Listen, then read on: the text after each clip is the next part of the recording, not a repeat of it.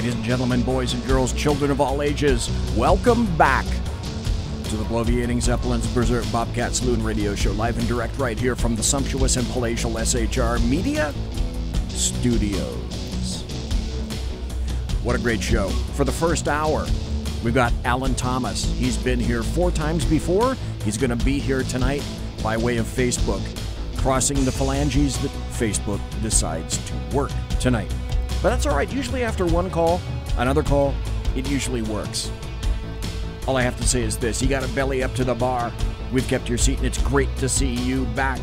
Snowball is going to be your bartenders tonight. She pours with the best of them. And as you can see, back here, the lava lamp is in fact lighted. That means that you can listen and chat in the chat room at shrmedia.com, shrmedia.com. Or you can go to the SHR Media Facebook page. We're streaming live right there. You can go to the SHR Media YouTube channel, subscribe to us, like us, and subscribe to us. We'd love to see that. And also, we are streaming on Periscope. Just thought I'd let you know. We don't water our drinks, just like we don't water our conversation. Politics, religion, crime, culture, economics, race, sex, science, law. We talk about it all right here at the saloon. Nothing is sacred. The speech, she is free. But the booze, it is not. All that we ask is that you flush the toilet, jiggle the handle. Don't forget to tip your waitress. This is going to be a great show. Just when you think that there isn't much happening, hour by hour, yeah, there's a ton happening. Just even with the Kavanaugh thing, there's a ton of stuff happening. Oh, there we go. All right, now I can see chat. There's so much GURP in front of me. I put it out on Twitter so you can get a little bit of a glimpse of what it is that I'm seeing in my direction. And the reason that it's... you may have discovered that somehow magically the studio in here, at least looking at the...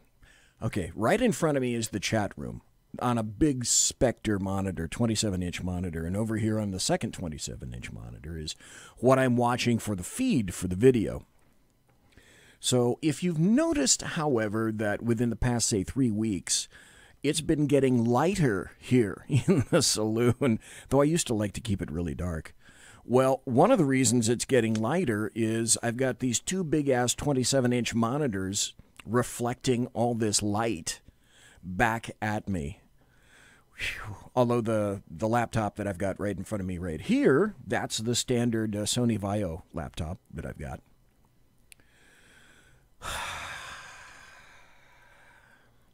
Did you ever think that oh God, where are my manners?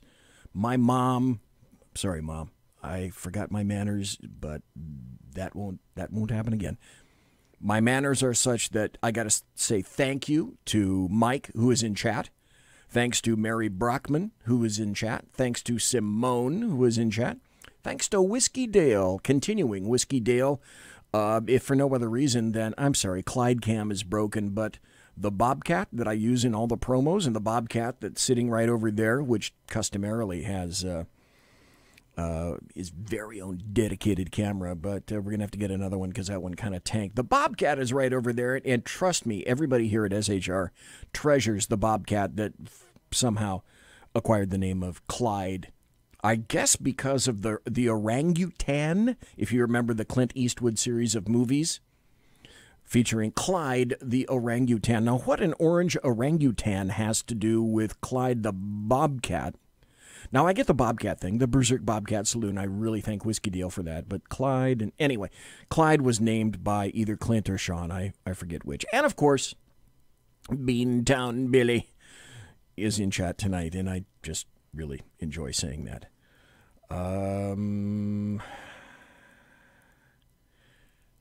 As I was saying, can any of this stuff, and we'll get to this in the second hour, but I'm just waiting for Alan to call in right now.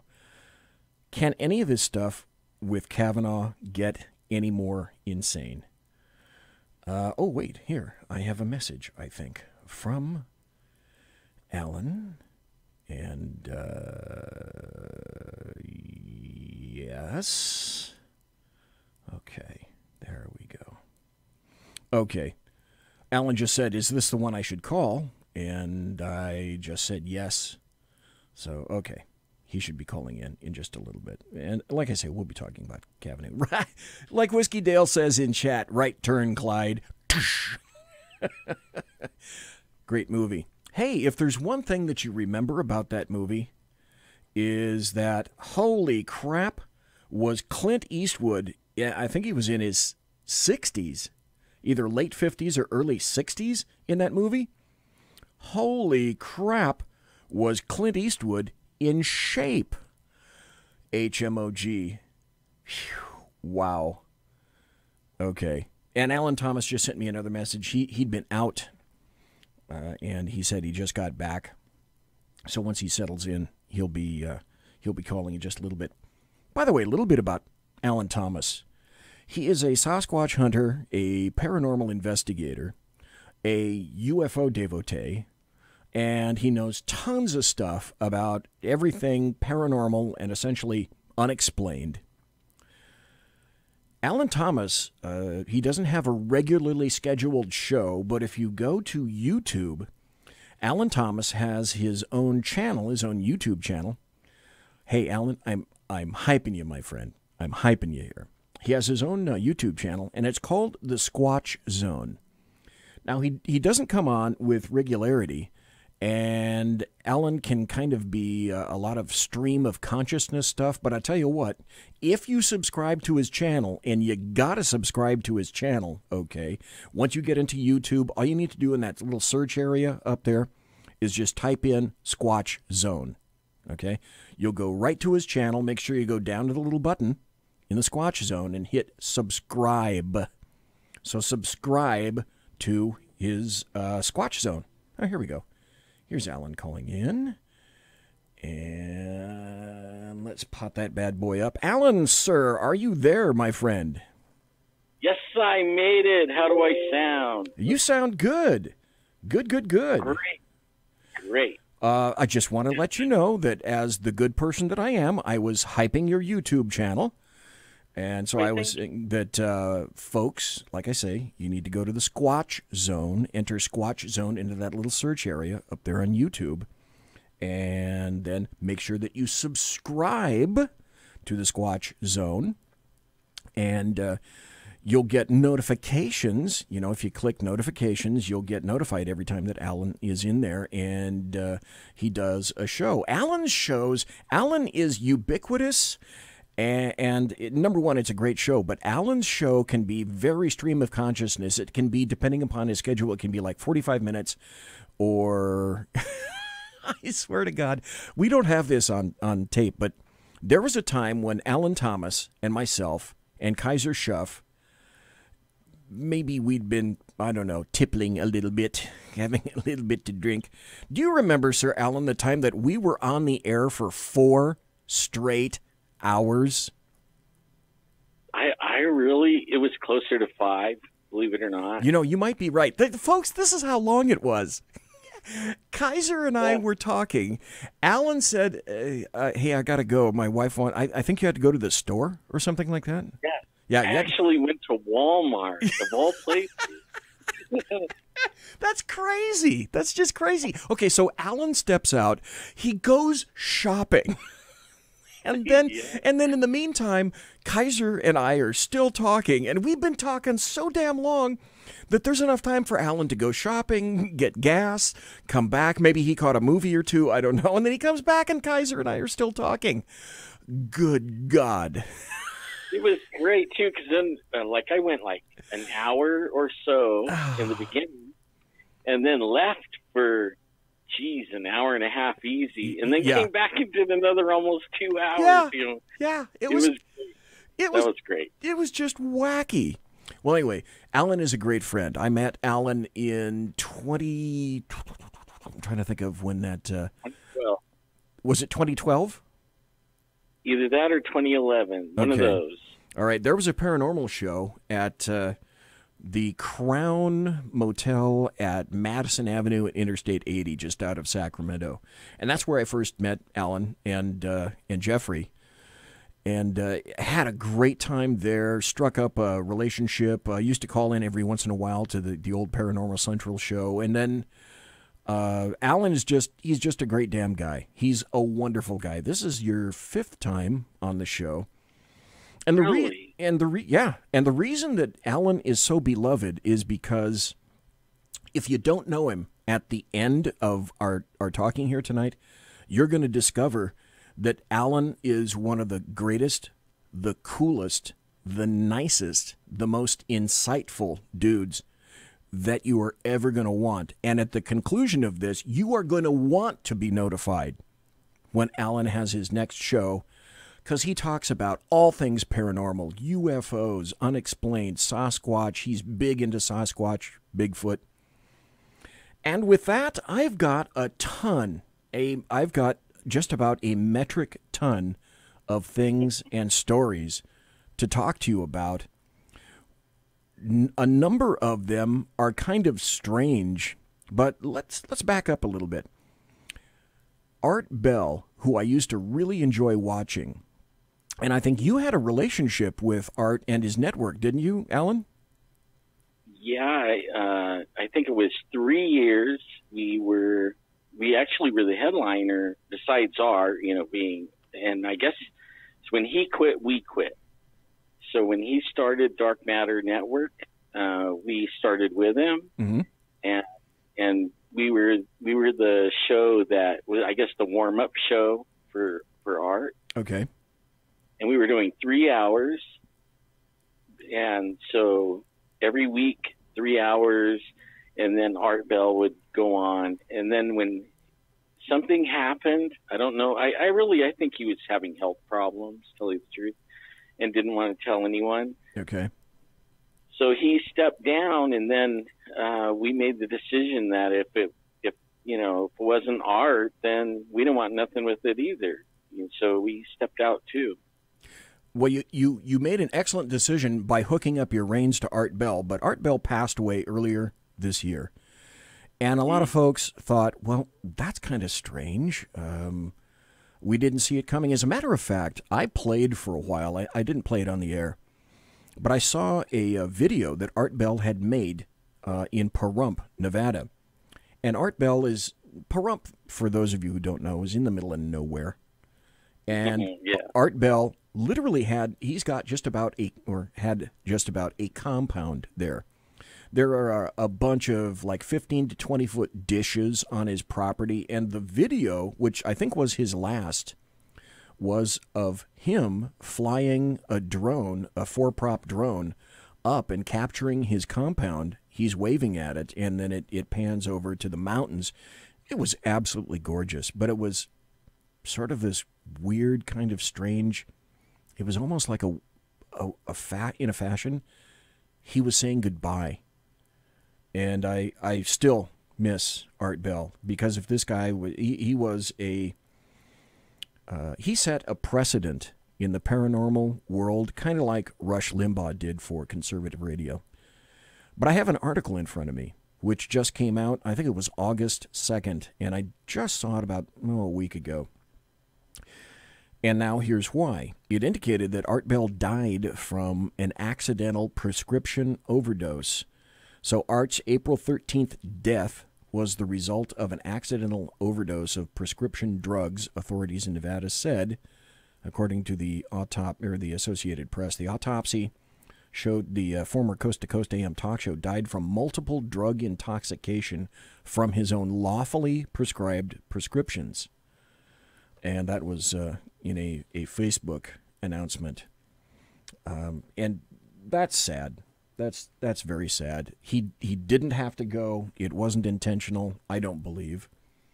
No, he just had a little boy, and his little girl he was watching grow up. I mean, the little boy was only just turned 1.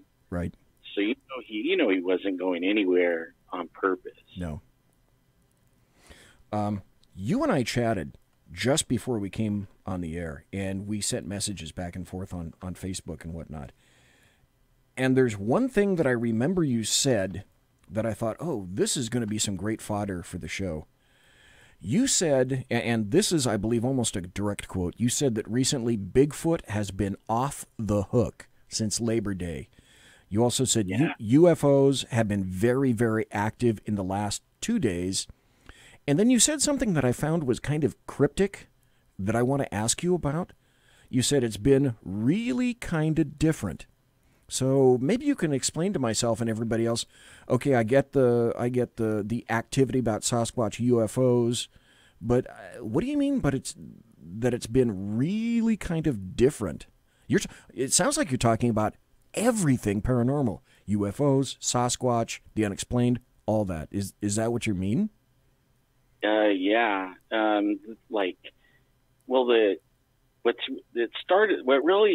It started getting weird when, say 5 years ago, or maybe even 4 years ago. Okay. If we wanted to go Bigfooting or Sasquatching, we had to drive 3 hours and no cell service and just, go so far away in the mountains, all right, like almost to the wilderness. Now it's a 20-minute drive. Still sometimes no cell service, but 20, 30 minutes. And like this weekend, I was at one lake, Labor Day. Okay. There's a Bigfoot sighting, 15 feet tall, is what they told me. Whoa. 15 feet. They thought it was a bear, and they pull into, okay, now this is a lake that is only 15 or 20 minutes from 500,000 people. And if you count the county, then, a couple of million. And it's real popular because it's really close. It has a huge casino right on the lake almost. So, it's really like on Labor Day, everybody's last vacation hoorah thing. It's packed. And here, these people pull into their secret spot, and they have to hike over some rocks to get to this little beach that usually nobody goes to because it's a little bit of a trouble to get to it. Okay. And there's a bear drinking the water. At least that's what they think. And then as, it notices or hears them because they have kids and everything, it turns and looks at them, and it's like, whoa, that doesn't look like a bear, And then it stands up, and it's this huge man covered in black fur, jet coal black. Okay. And starts walking away from him. They say it's around 15 feet tall.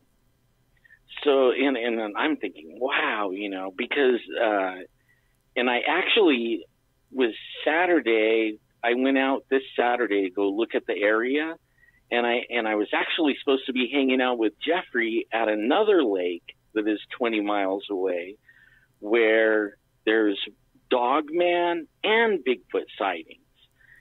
All in the last 3 months, just going crazy over there. So we had, at the exact time I was at one lake with a little team, right. He was at another lake. Actually, he was below the dam. On the lake I was at, I went to the lake, and he was actually at the river where the lake empties into a river. And then they see a bright light. When they're there, they see a bright light that they can't explain, like a UFO. Uh-huh. And at the very same time that he's over there and I'm at this other lake, we have some friends up at Dinky Creek. And they are having encounters with Bigfoot too at the same time, almost at the same time. And also, then when I come home, I'm hearing other people that went camping and everything Labor Day. I started talking about this Bigfoot on Labor Day. And then all of a sudden, everybody's telling me about these green lights, orbs, and triangles that they were seeing in their, okay, when they were camping and stuff like that. And it just all at once. everywhere is just going crazy. At the same time, there's ghosts when people are they were fishing at the river, and they took a picture with the cell phone. The girlfriend took a picture, and then they were night fishing, sitting next to this old bridge that's all broken, at the same place where I was, at the lake where I was. Was that where you shot the video with the kids? Yeah, I shot the video and I was showing the broken bridge thing. Right, yeah, okay, all right, I know where you are. Yeah, well, they on there, and I wanted to get the pictures and share them, but they're not sharing. They're Asian, and they're more, keeping on the down low, and so they're not sharing. But they showed them to me, and there's this little boy sitting right next to him fishing with them. And I mean right next to him, shoulder to shoulder. Okay. Right between them. And I'm thinking, oh my God, can this get any better? Can this can this week get any better? And it did. Here I am. I'm on the show talking all about it. So it got even better just now. But yeah, just off the hook, crazy. Okay, so you're in terms of California, for folks who don't know much about California, obviously we're the left, as I call it, we're the locus of, well, at least where I am. I'm broadcasting 2 miles from the state capitol in Sacramento. So we are, in fact, the locus of evil on the entire left coast. Yeah. But Fresno is 4 hours south of Sacramento, so it's kind of smack dab in the middle of California, but it's a semi-arid area. It's not desert like Southern California, and it's very agricultural, and Fresno now is just kind of booming around that area. So it's highly populated. So for you to say that all you have to do is drive 20 minutes, where before you had to get into the it sounds like the actual Sierra Nevada mountains before you could see any indicator of Sasquatch or Bigfoot. What is driving them down now, more into populated areas, do you think? See, that is my big question now. I've been doing this 30 years. Right. Like, I think 1987 is when I saw the first Bigfoot. And that the very next year began my start, of looking for these things. Mm-hmm. Now, and I've been very successful, and I've seen them again, and I found evidence and all that.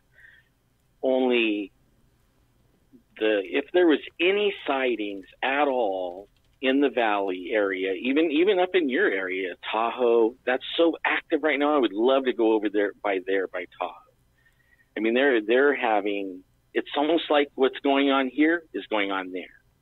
Okay, so you're hearing then a lot of reports and a lot of activity up in the Tahoe area. Yes. Wow. Okay. And there's teams doing exactly what we're doing, and they're getting the same results and having the same kind of encounters. And the question is, okay, you can still drive, 3-4 hours into the wilderness and still run into them, like the Dinky Creek guy, the ones that were at Dinky Creek, encountering them at the same time as we were down here. So they're still up there. Only now they're down here. Are they being seen more down here, or are they not taking? Are they taking more risk?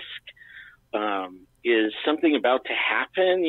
That where I don't know. Full disclosure, and it's because they're going to disclose, and not because anyone else is. I don't know. It's getting so weird.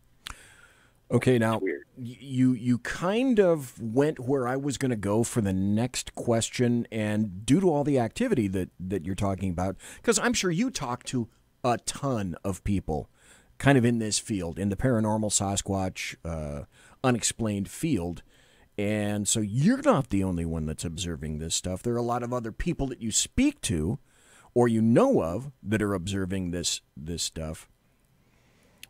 Politics in D.C. is off the hook. Sacramento is off the hook. And now, basically, you're saying that the world of the unexplained is off the hook. Yeah. Is there any, just throw it out there. Do you have any kind of conjecture at all about why it is that we're seeing this cascade of events occurring in the unexplained and the paranormal and the UFO and the Bigfoot world? Well, I have a theory. Okay. That's what I'm looking for. It's not popular, but with people that don't like talking about God, Mm-hmm. but and they want to be. I mean, I understand. You know what I mean? I do. I used to be that way, but only. You notice, like when you start talking about Sacramento off the hook, DC off the hook, but really what else is off the hook? What is coming out that has been going on forever and ever, and then now all of a sudden, it's in the news, and it's in the news big time, and it's in conversations, all over the United States and maybe even the world, because these people are going down, pedophiles, Satan worship. A lot of stuff that people don't even think about. The Catholic Church, for God's sakes, is off the hook. Yeah. Pope Francis. I'm sorry if some of you are Catholic in here, but I don't know how you can make any other conclusion that Pope Francis is off the hook. At the time when they need to be doing something very, very serious and addressing the issue, I don't see that they're serious. But that's just one thing in a number of things that you're observing. Yeah, and then when now with the UFOs, even Q came out asking the question last night. He said the universe is very huge and all this stuff. And he actually was saying the highest clearance was the Roswell. Okay, now when you say Q said it. Q posted it in one of his crumbs. Okay. It was like, what? Explain what Q is, or who Q is, and what you mean by a crumb. And we've got 2 more minutes before the bottom of the hour break. Okay, I'll make it really fast as I can anyways. No, you can make it as long as you want. We'll just come back after the break and we'll pick it up. But, okay, who is Q? Q, it's a reference to the highest clearance, Q clearance. Okay. And also the closest to the president. Right. And who I think it is a group of military that was watching our United States of America go down the toilet and decided they're going to do something about it, and there go Trump, right? Okay. And they actually talked Trump into running and then helped him, and now are protecting him. And they're dropping crumbs, which are truths that are going to be proved later in, as the news and the MSM and we watch the Democrats and everybody fall apart. And right now he's saying, watch the rats run. They're like cockroaches, their whole world is falling apart, and that's what he's doing. And then he goes and talks, brings in the Roswell thing and says space is big, and is like, whoa, what did he do? Why did he say that? And it's always what he does is he, what I call a crumb, or he calls it crumb, and then you take all the crumbs and you bake bread with it, a loaf of bread, and that's the truth comes out. Right? Is Q what people alternately refer to now? I've seen this QAnon. Is that? Yeah. That is the same person, is what you're saying? Right. Mm-hmm. Okay. And he's what he does, and people say, "Oh, it's just a big conspiracy and this and that," but he'll do things like some people didn't believe, and they said, if you're so close to the president, have him say something on TV when he's on TV that we know, and then he says, well, you pick what he says. And it was tippy something. And right on the very next time that President Trump was on TV, he said that. Okay. He said the exact words. And then Q comes back and says, was that good enough? And, do you believe in coincidences?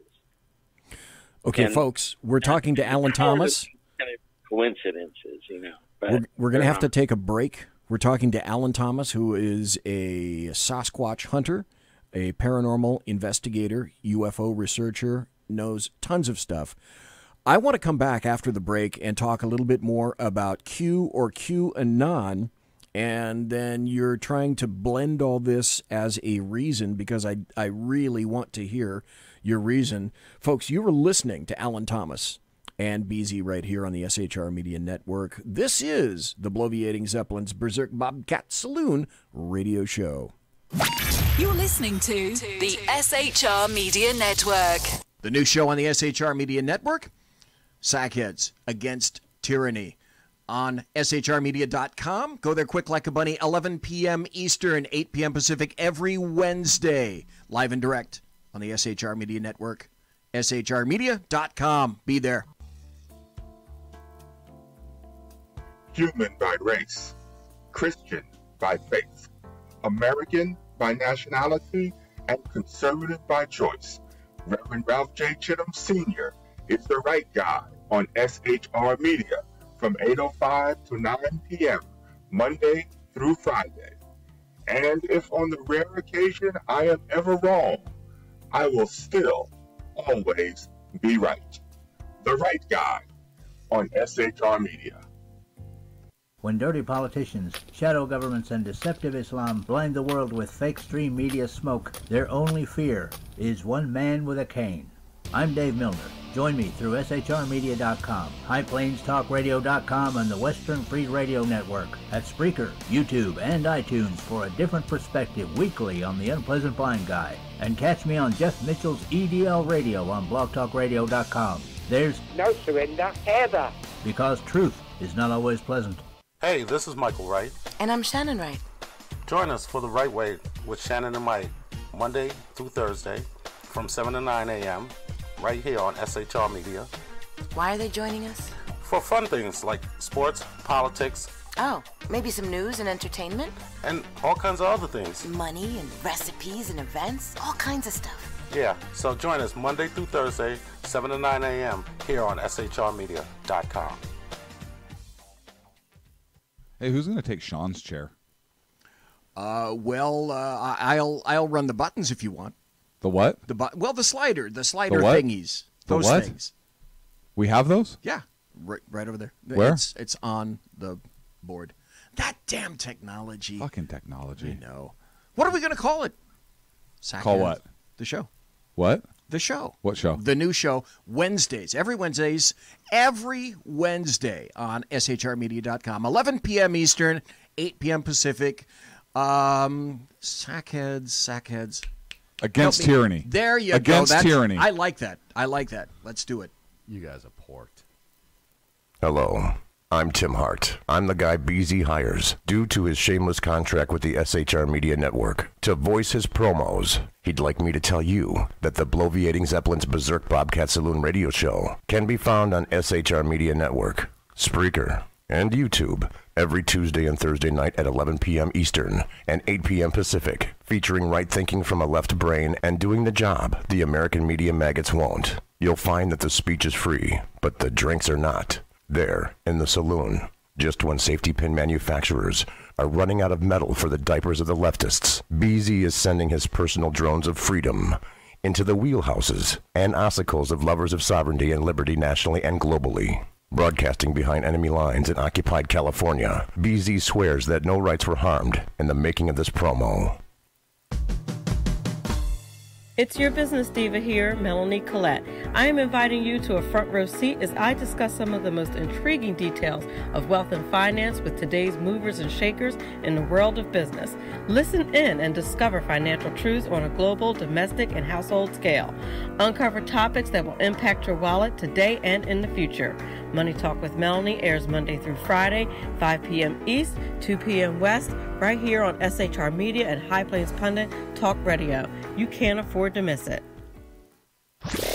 Conservative media done right. You're listening to the SHR Media Network. Ladies and gentlemen, boys and girls, children of all ages, welcome back to the Bloviating Zeppelins Berserk Bobcat Saloon radio show, live and direct from the SHR Media Studios, the sumptuous and palatial SHR Media Studios. Thanks to everybody in chat. We're talking about Mike. We're talking about Whiskey Dale. We're talking about Mary Brockman. We're talking about Andy Wood. We're talking about Alan Thomas himself, who we have been speaking to. We're talking to Simone and St. Michael and Beantown Billy. So welcome and thanks to everyone for being here in chat tonight.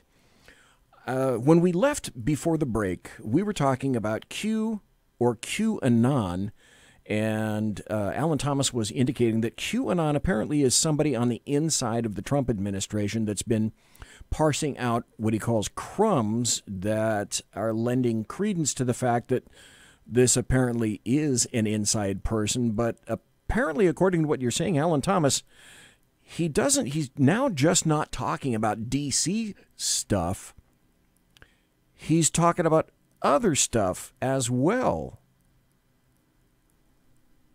Yeah, and he is talking about he. I was trying to find the post, but I can't find it. He's been posting a lot, and really, it's not a he or a one person, anyone. Okay, person. So it could be a series of people. Yeah, and they all are very close to Trump, and I mean, he's even said that there's been several attempts on Trump's life, and talked about it. I was worried about that. Things like that. Right. But only and then Trump came out saying that he wanted to do a space army or a right. He wanted to start a space force. Yeah, space force. There you go. And now he has went one step further with Q, saying that the universe is huge. And do you think there's anything out there with a question mark? And then he put that the highest clearance there is the Area 51. The 1947 Roswell thing. That takes the highest clearance. Okay. And that's pretty much all he said. He just said that, and then let everybody try to figure out that breadcrumb and bake a bread out of that, And he's really something. I mean, right now, a lot of what you talk about, he really talks about a lot.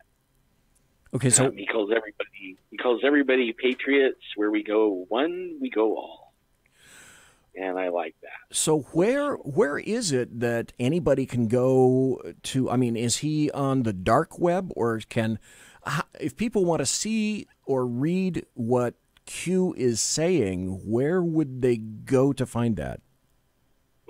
It's real easy. It's called QAnon, one word, all lowercase, okay.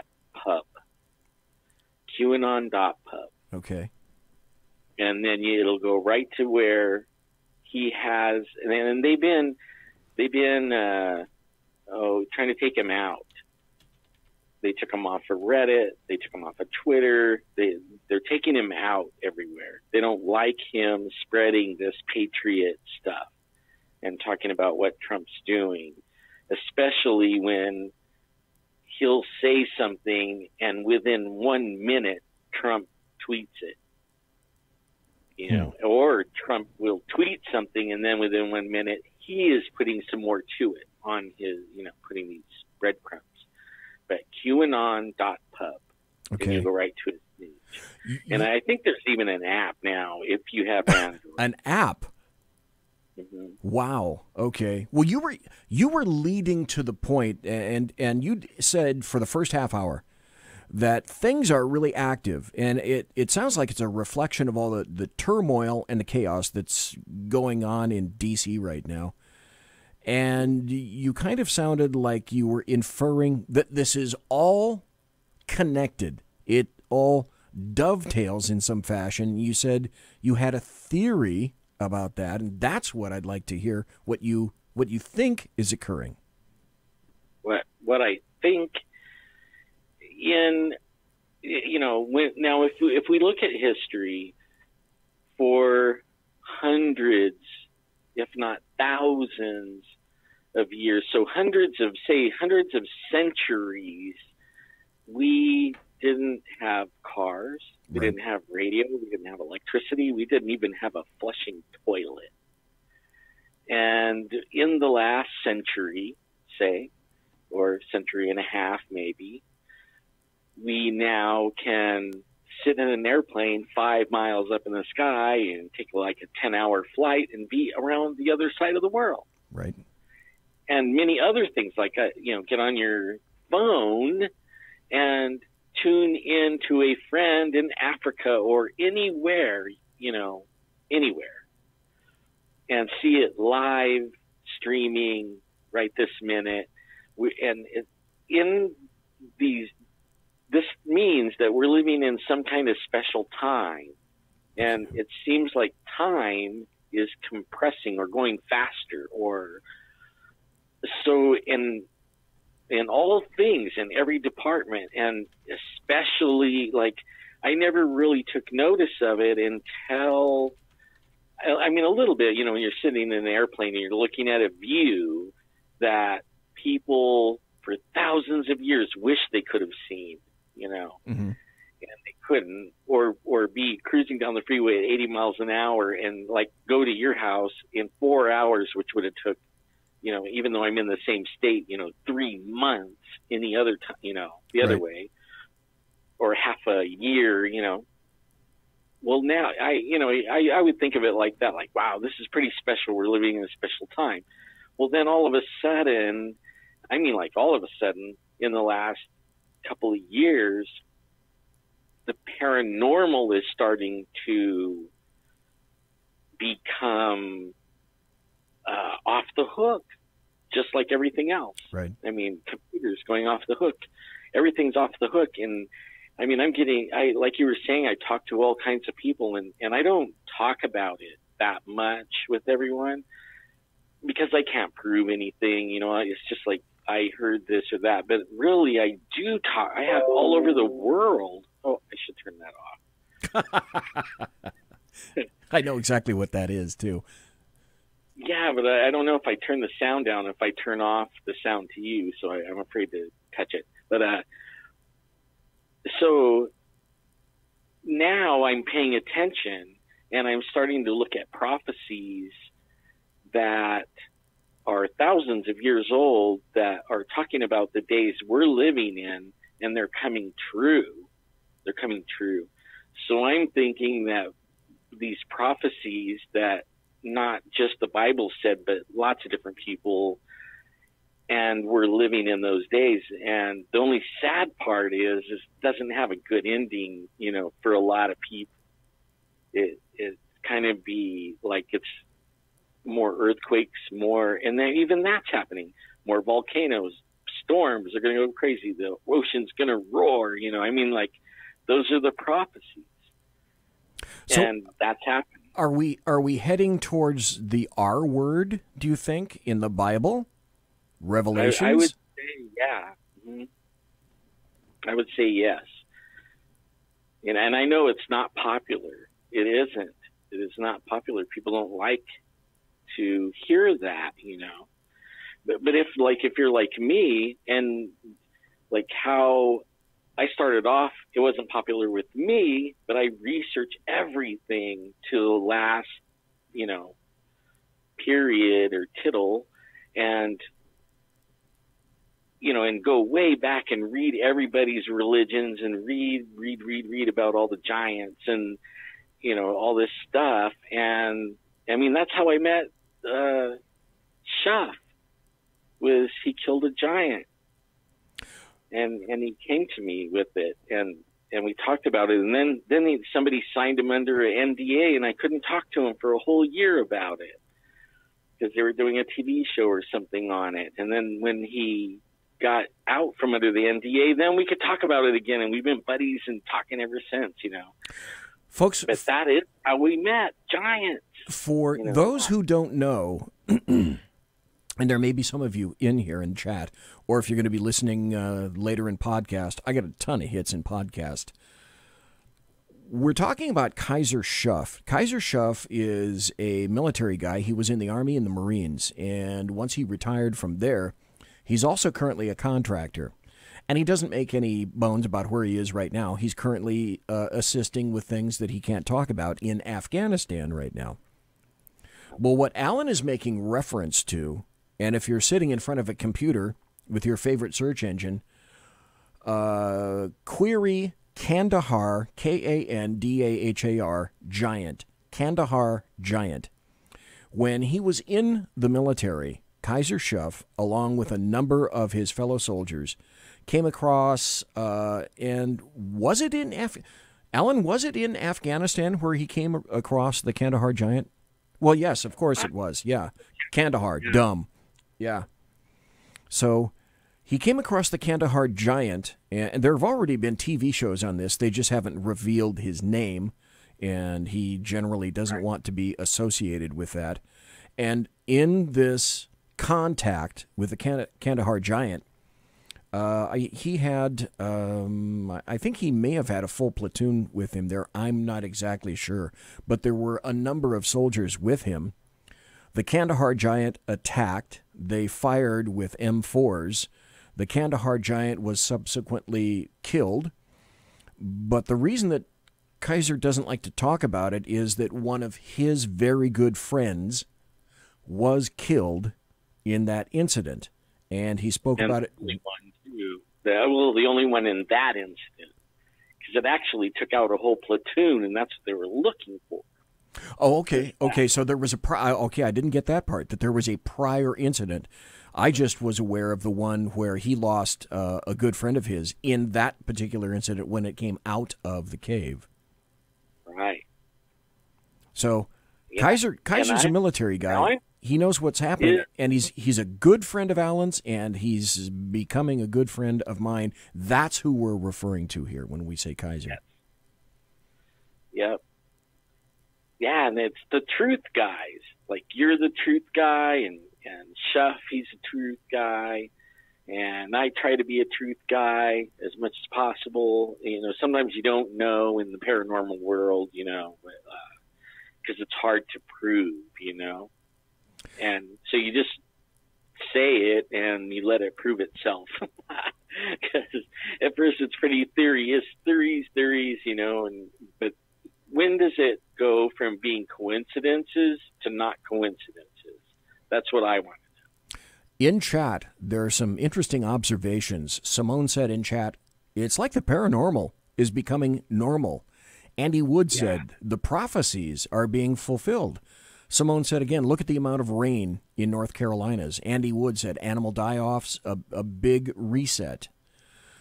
So a lot of things are happening at once, and it's just as you indicated, Alan Thomas, that doesn't it seem to you, everybody, just like Alan said, that everything seems to be running so fast now? Yeah, like condensing. Have you ever, like your phones, like the information technologies? I mean, everything is just on steroids, like compressing in, you know, I don't know how else to say it. It's just off the hook, and it's every kind of topic you want to talk about, really. I still have a Hollywood, and you start talking, and the first thing that everybody wants to talk about is the pedophiles and all that kind of stuff, you know. And you start talking about Democrats, and then they want to talk about Satan worshiping and drinking blood and children eating children and stuff like that. I mean, it's just it's almost like common. It's kind of like, what? Well, yeah.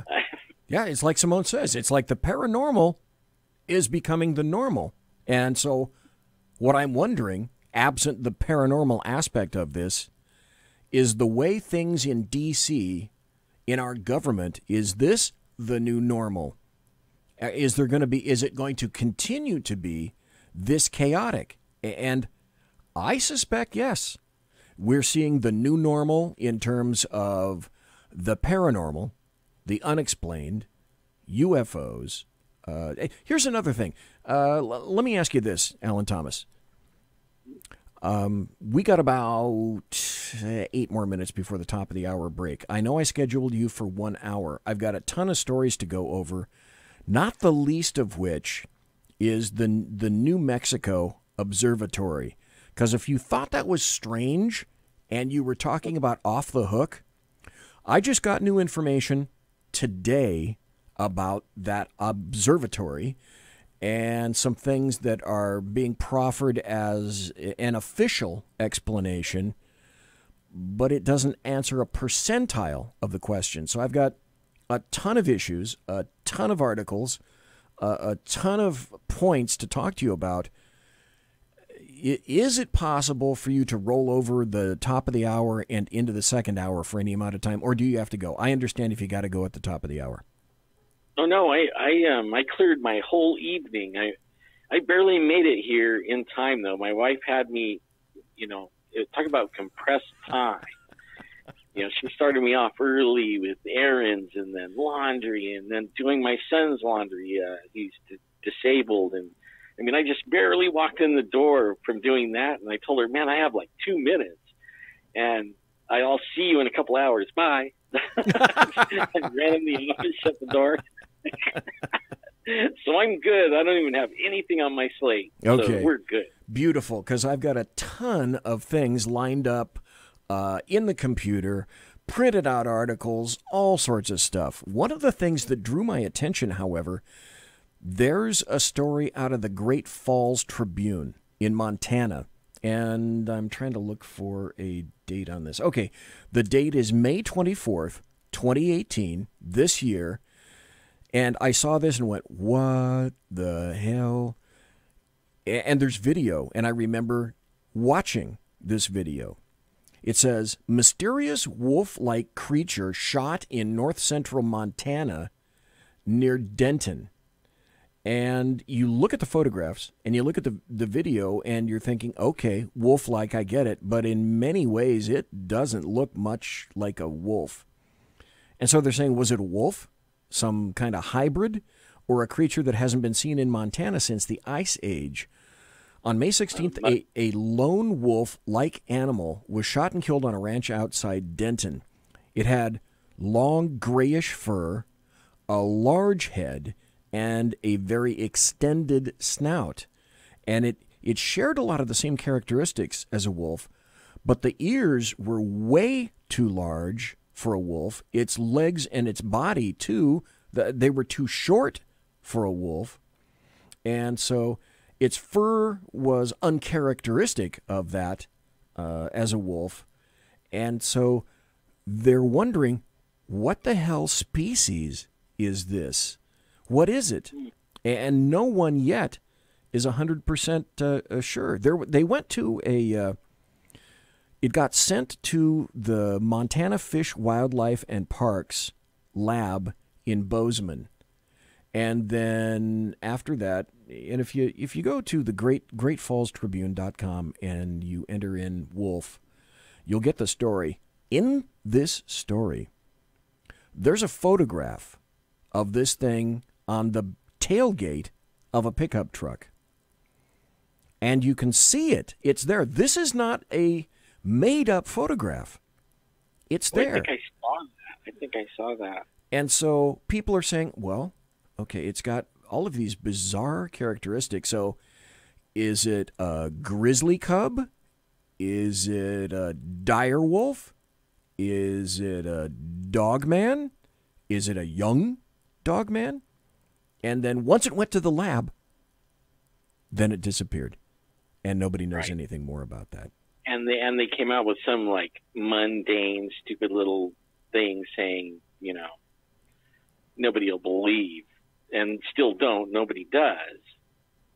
Like a few weeks ago, somebody texted me, and I was saying, dang, you were trying to get a hold of me for this show like last week, and I was saying, man, how did I miss BZ's text?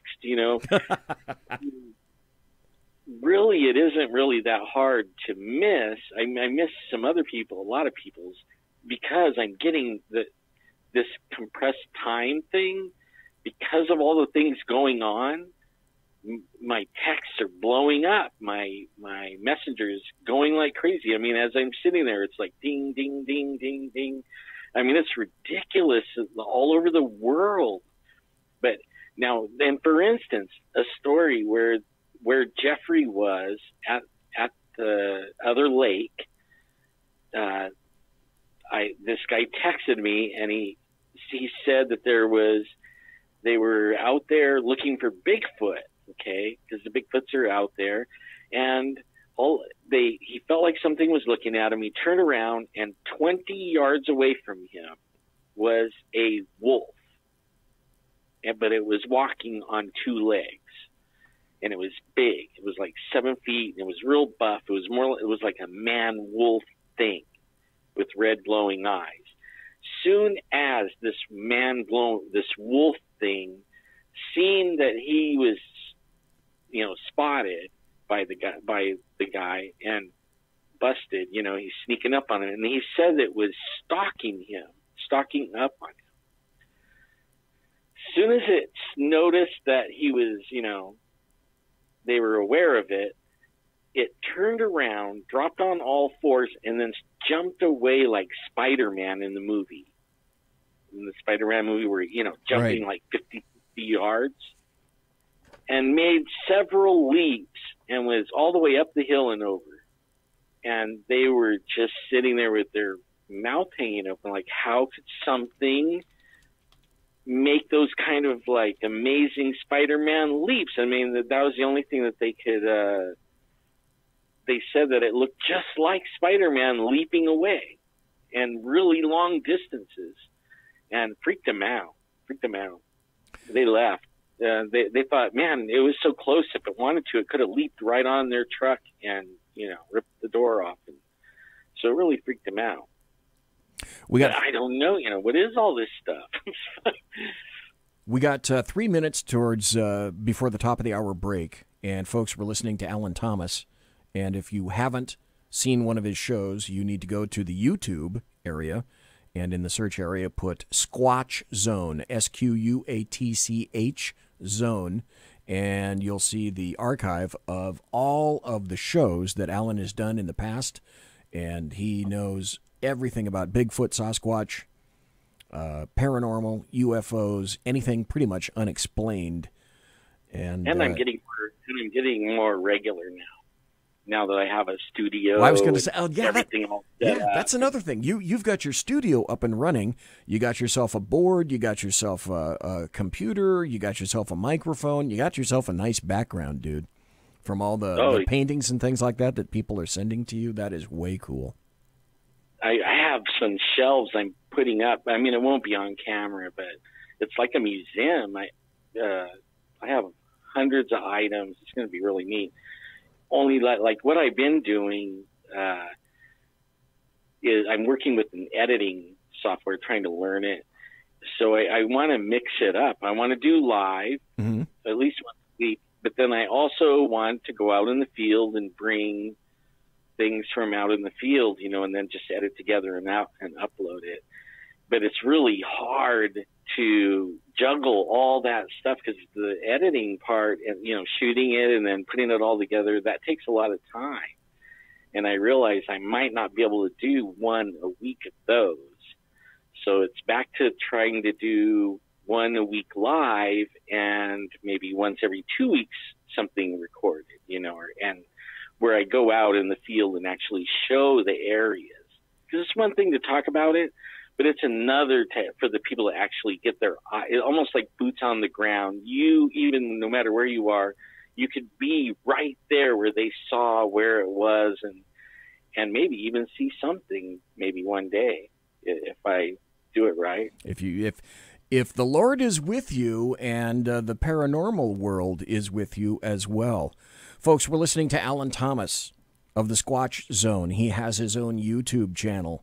This guy knows everything. Great guy, wonderful guy. We're going to take a break. When we come right back, I have an article that I wanted to read you because I happened to see it. My wife and I were watching a story on Netflix about mind control, and there's a guy named James Walbert that believes that he was implanted with a chip.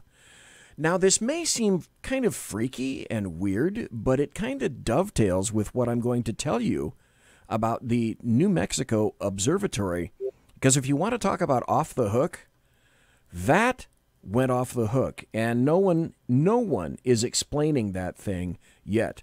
Folks, you're listening to the Bloviating Zeppelin right here, live and direct on the SHR Media Network. Go to shrmedia.com. We're talking to Alan Thomas. Take a break. We're going to be right back. You're listening to the SHR Media Network. The new show on the SHR Media Network, Sackheads Against Tyranny, on shrmedia.com. Go there quick like a bunny, 11 p.m. Eastern, 8 p.m. Pacific, every Wednesday, live and direct on the SHR Media Network. shrmedia.com. Be there. Human by race, Christian by faith, American by nationality, and conservative by choice. Reverend Ralph J. Chittum Sr. is the right guy on SHR Media from 8:05 to 9 p.m. Monday through Friday. And if on the rare occasion I am ever wrong, I will still always be right. The right guy on SHR Media. When dirty politicians, shadow governments, and deceptive Islam blind the world with fake stream media smoke, their only fear is one man with a cane. I'm Dave Milner. Join me through shrmedia.com, highplainstalkradio.com, and the Western Free Radio Network at Spreaker, YouTube, and iTunes for a different perspective weekly on the Unpleasant Blind Guy. And catch me on Jeff Mitchell's EDL Radio on blogtalkradio.com. There's no surrender ever. Because truth is not always pleasant. Hey, this is Michael Wright. And I'm Shannon Wright. Join us for The Right Way with Shannon and Mike, Monday through Thursday from 7 to 9 a.m. right here on SHR Media. Why are they joining us? For fun things like sports, politics. Oh, maybe some news and entertainment? And all kinds of other things. Money and recipes and events, all kinds of stuff. Yeah, so join us Monday through Thursday, 7 to 9 a.m. here on shrmedia.com. Hey, who's going to take Sean's chair?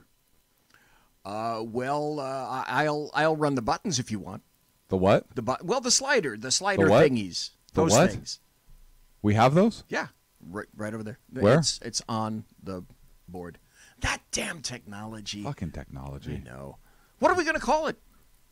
Call what? The show. What? The show. What show? The new show, Wednesdays. Every Wednesday on shrmedia.com. 11 p.m. Eastern, 8 p.m. Pacific.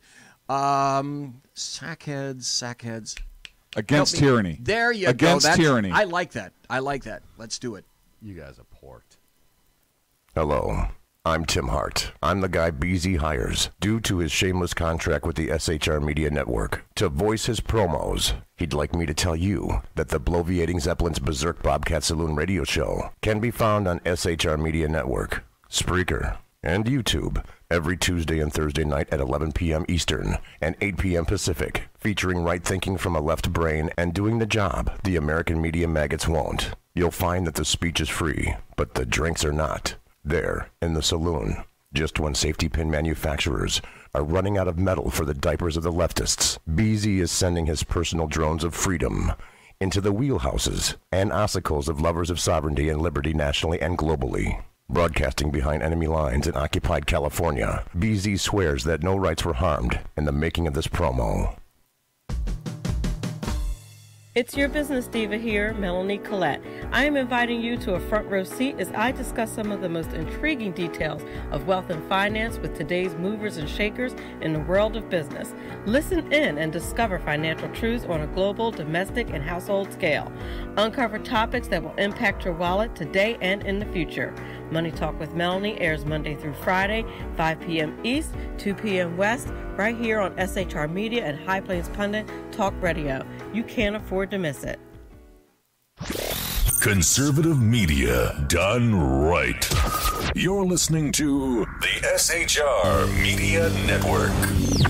Ladies and gentlemen, boys and girls, children of all ages, you are listening to the Bloviating Zeppelins Berserk Bobcat Saloon radio show live and direct right here at the SHR Media, the sumptuous and palatial SHR Media Network Studios, 2 miles from east of the locus of evil on the entire West Coast, the capital of California, Sacramento, Fornicalia, where late at night the vapors of evil issue forth. And when I leave at 10 o'clock every night after my show, Tuesday, Wednesday, Thursday night, you can smell the sulfur and the brimstone in the air. I'm not kidding. It's true. Would I ever lie to you? No, I wouldn't, as a matter of fact. Folks, we're talking to Alan Thomas, who lives down in the Fresno area, Sasquatch hunter, etc. And I've got a ton of stories. There's another story here. There's a story about the observatory. There's a gal that saw Bigfoot. She's suing the state of California. UFO activity is alleged to go up. It's alleged to go down. So many things to talk about with Alan Thomas. The first one, though, I want to kind of get to your conclusion in terms of you had a theory about why everything is happening, and I asked you if it had anything to do with the R word, Revelations, and or the end times. So is that where you think this is kind of heading, in that direction? I'm pretty sure of that. In fact, there's somebody that I trust that I've been following for a long time, and he would be what you call a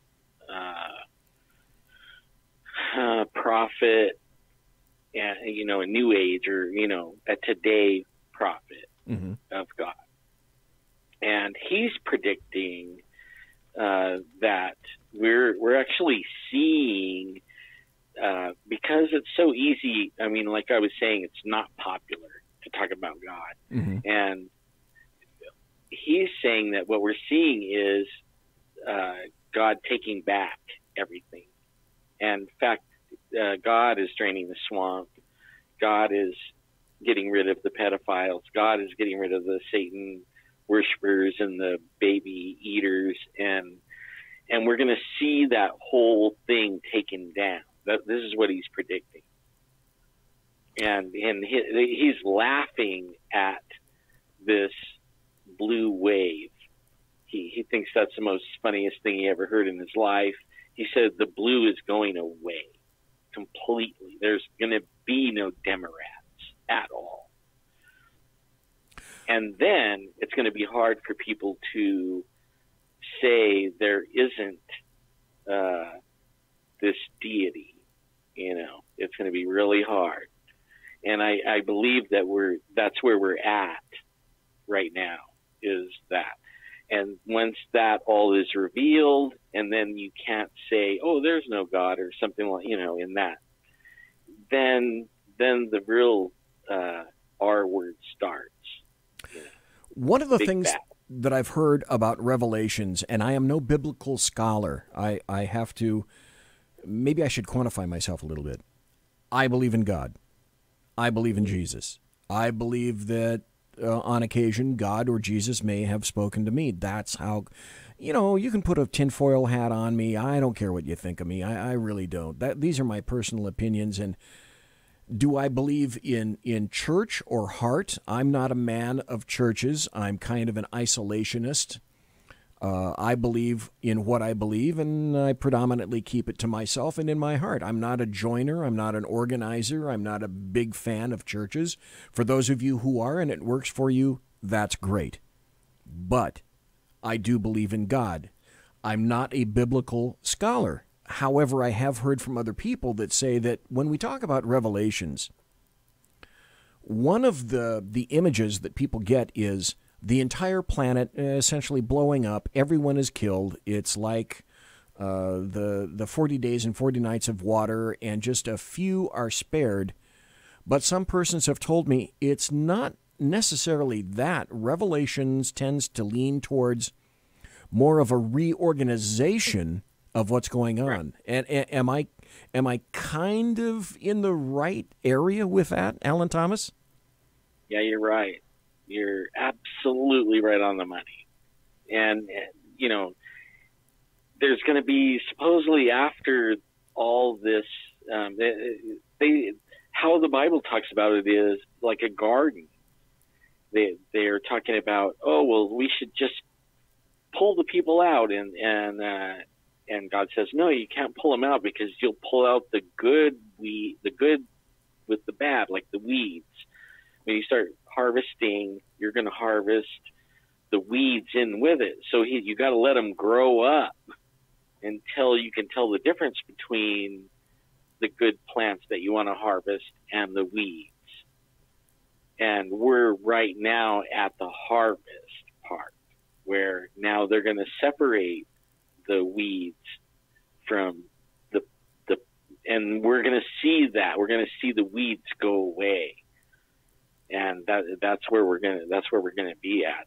And I feel bad for these people because they know, I mean, on some level, you know what you're doing is not cool. You know, if you're killing babies and drinking the blood, or you're like Uncle Joe Biden and you're, you know, playing with little girls, I mean, you know, on some level, you're not supposed to do that. I mean, come on. I mean, they can't have lost everything, but it seems like they did, and they say, hey, you know, we can do whatever we want, and we're going to see all this go away, and real soon too. I mean, it's going to happen. It's actually happening. They've made how many arrests all over the world?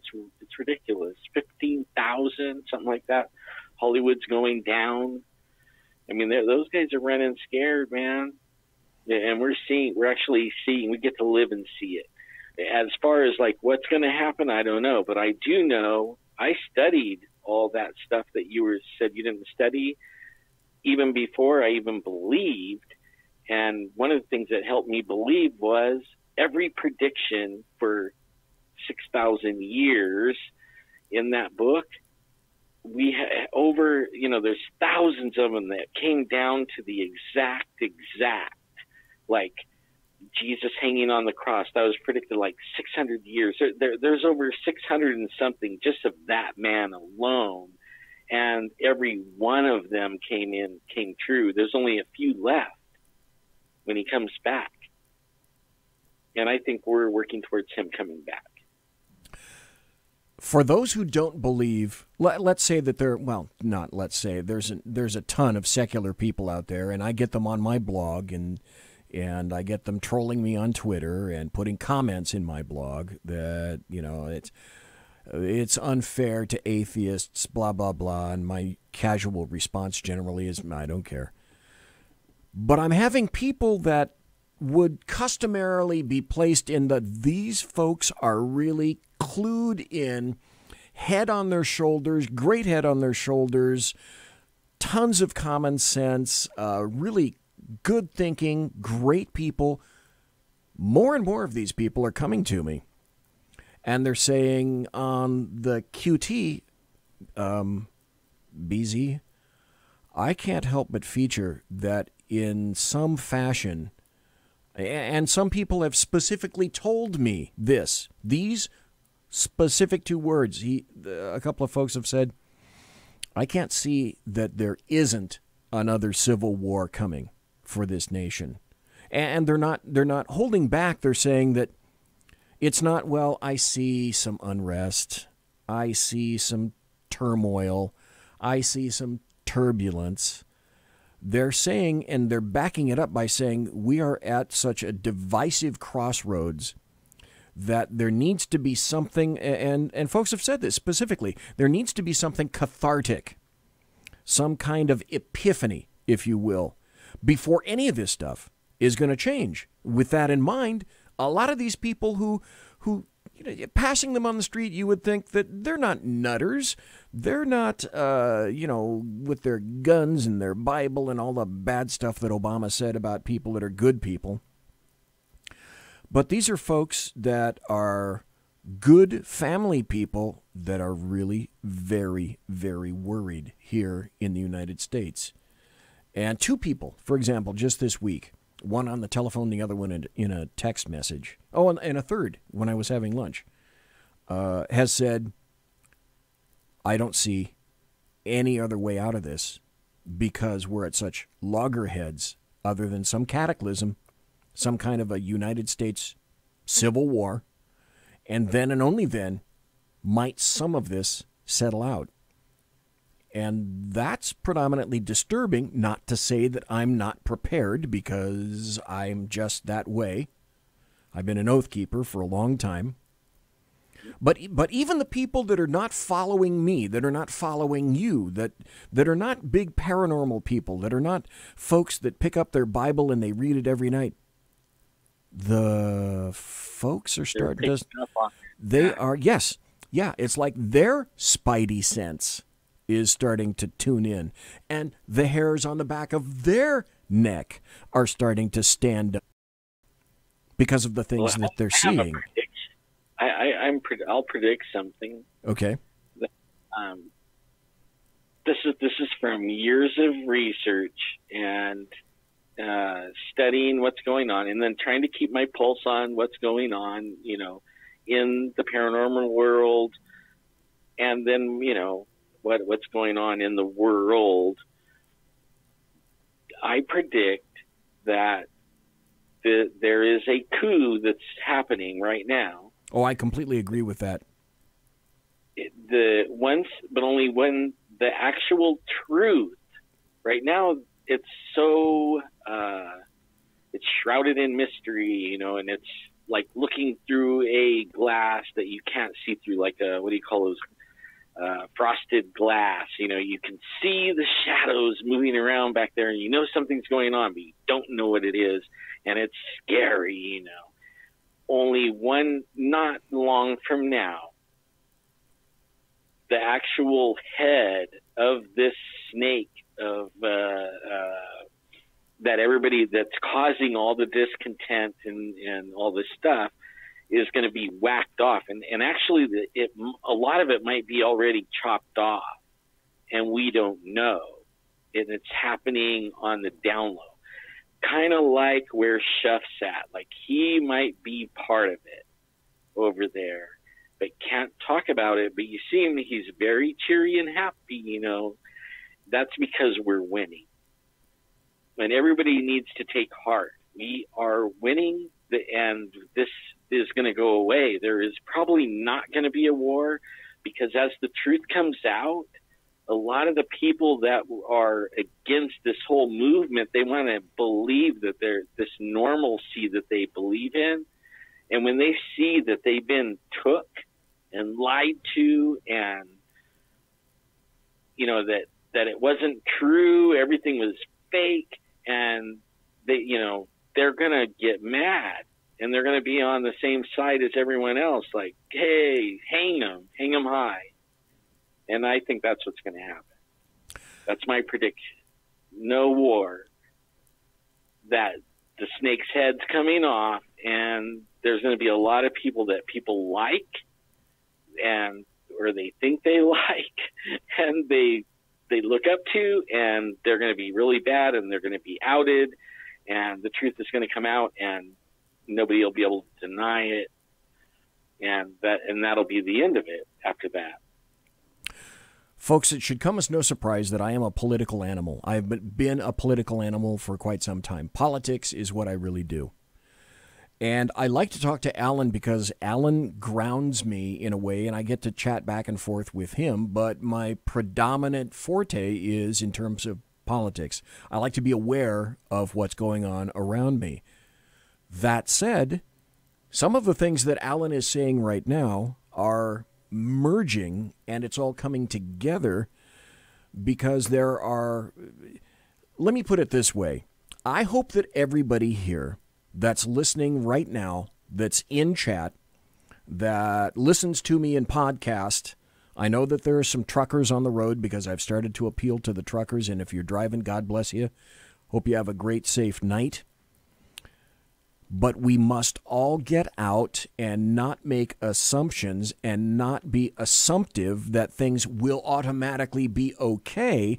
And by that I mean in November 6th, that's when you get out. That's when you vote. Don't listen to the polls.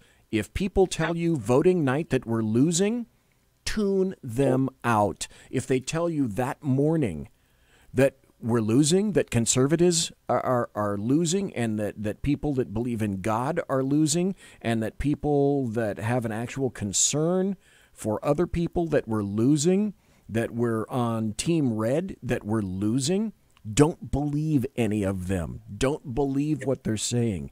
Take it upon you if you're an early voter, if you vote absentee ballot, fill that bad boy out and send it in as soon as possible. November 6th, get in there and vote. Assume nothing. Absolutely nothing. Vote. That's our duty right there. Yes. That is the war. Yes, that and is. How we win is we go vote. That is how we win. Bingo. Vote red in November. Overwhelm the vote. You can remember November 9th when we had the election, November 8th in 2016. On November 9th, that's when everything changed. And it didn't change because conservatives got more evil. It changed because the Democrats, or what I call the LDAM, the leftist Democrats and the American media maggots, were so gobsmacked by the fact that Hillary Clinton was not installed as president of the United States because it was her turn. That was their sincere belief. Everything turned upside down the morning of November 9th, and that's when all this crap started to head downhill. So Donald John Trump, the guy with the dead orange cat on his head, I have to go with what I see him do. I go by deeds, not words. Deeds, not words. And we're finding... I would love to run for office right now just to see what they dig up. I'm serious. Because they could catch me streaking in 1974 at a pep rally at my high school. I mean, come on. I mean, like, nobody's perfect. You know what I mean? No. That's... Nobody. Like the guy that they're trying to get in the Supreme Court. They don't want that guy in there because he's going to hang them. That's why they don't want him in there. Well, they're scared. I'll tell you why. They're swinging from a rope. I'll tell you why they're very afraid of him. Because they're not winning in terms of the leftists are not winning in terms of the popular vote. So what they've relied upon for the past 2 or 3 decades is various forms of the court. Because they can't win in a popular fashion, and despite all the polls, this is still a conservative nation. This is still a nation that believes in God. No matter what anybody else tells you, you can get out and you can hear it and you know it. Folks, you have a sense of normality, don't you? Kurt Schlichter calls you and me now, because we've been dragged kicking and screaming into this, he calls us militant normals. And I have to agree, I'm normal. Alan Thomas is normal. Simone, Mike, Andy, Beantown Billy, Mary, we're all normal people. We don't take 5-year-olds and try to make them transgenders.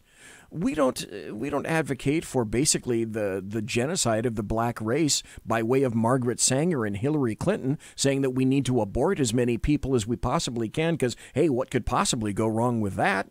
Absolutely nothing. We're the normals. They're not the normals.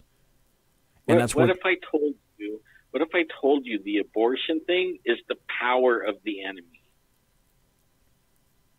What in a paranormal way, okay? In an evil paranormal way, that the power that like when you sign your life away to get a record deal, if you listen to some videos of some famous movie stars and musicians, they talk about how they have to work for the boss, the real boss, the one you can't see that runs everything.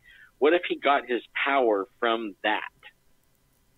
What if that is the machine that drives the power in that? And if they take that away, what if that weakens that power?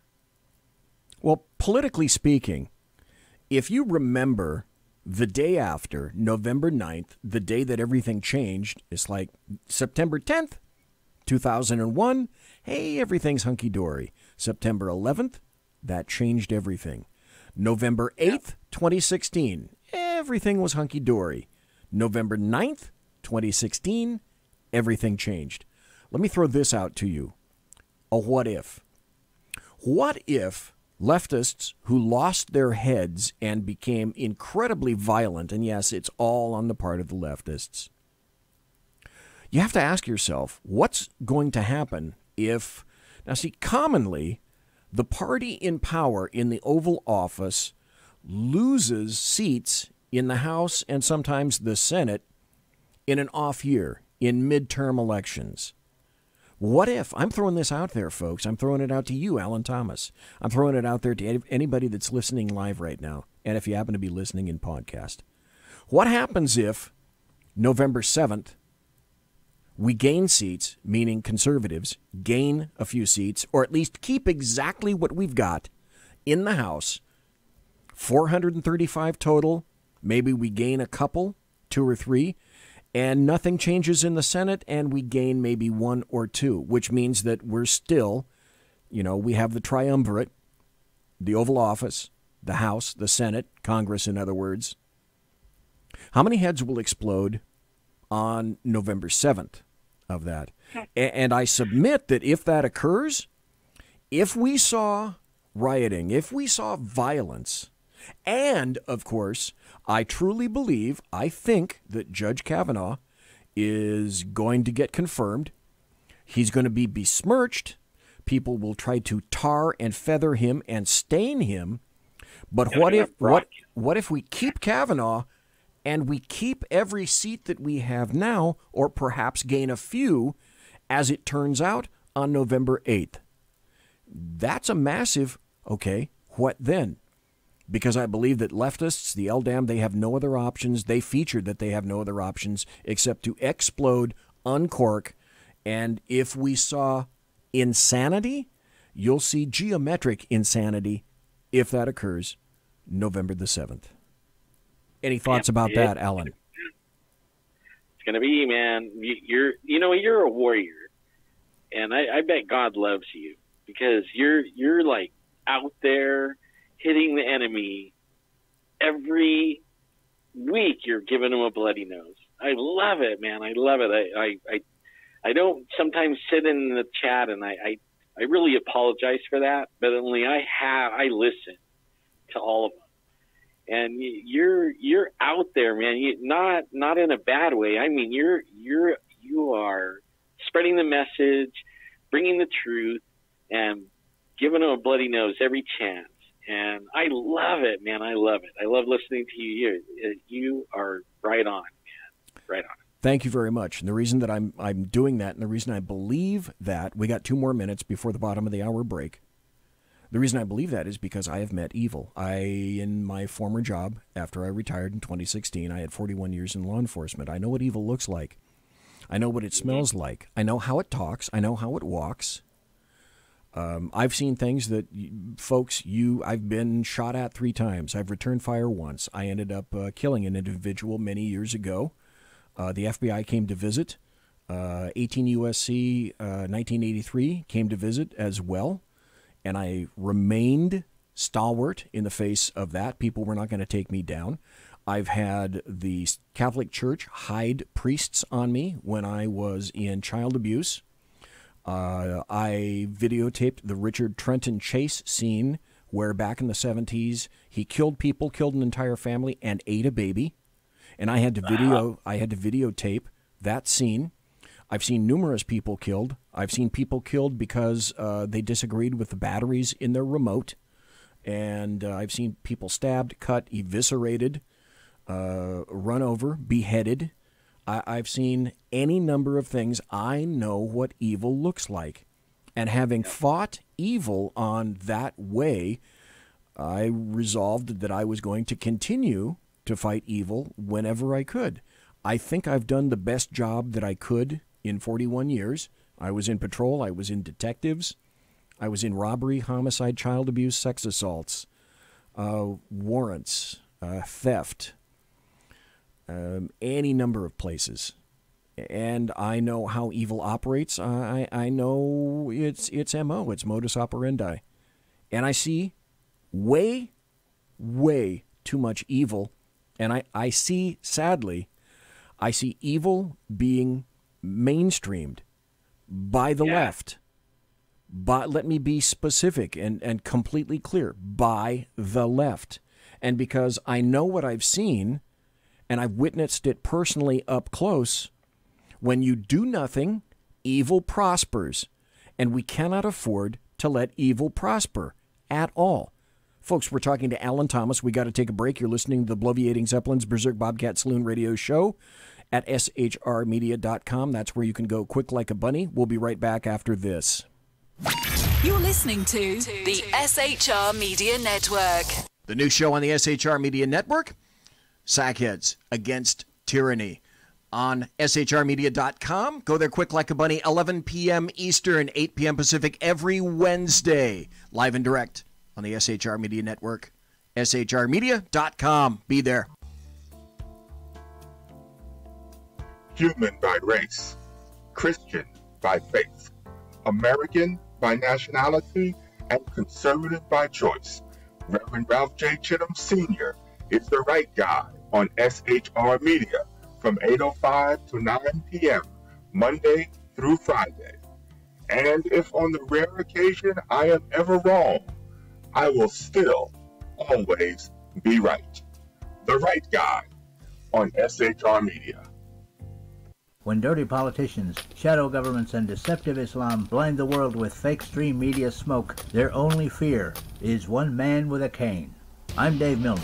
Join me through shrmedia.com, highplainstalkradio.com, and the Western Free Radio Network at Spreaker, YouTube, and iTunes for a different perspective weekly on the Unpleasant Blind Guy. And catch me on Jeff Mitchell's EDL Radio on blogtalkradio.com. There's no surrender ever.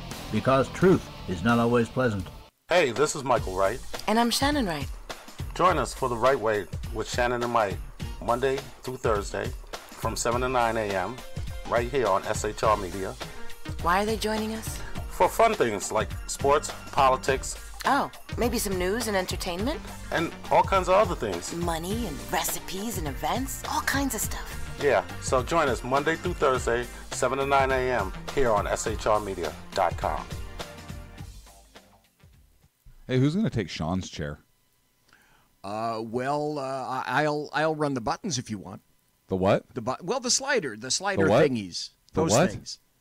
We have those? Yeah, right over there. Where? It's on the board. That damn technology. Fucking technology. I know.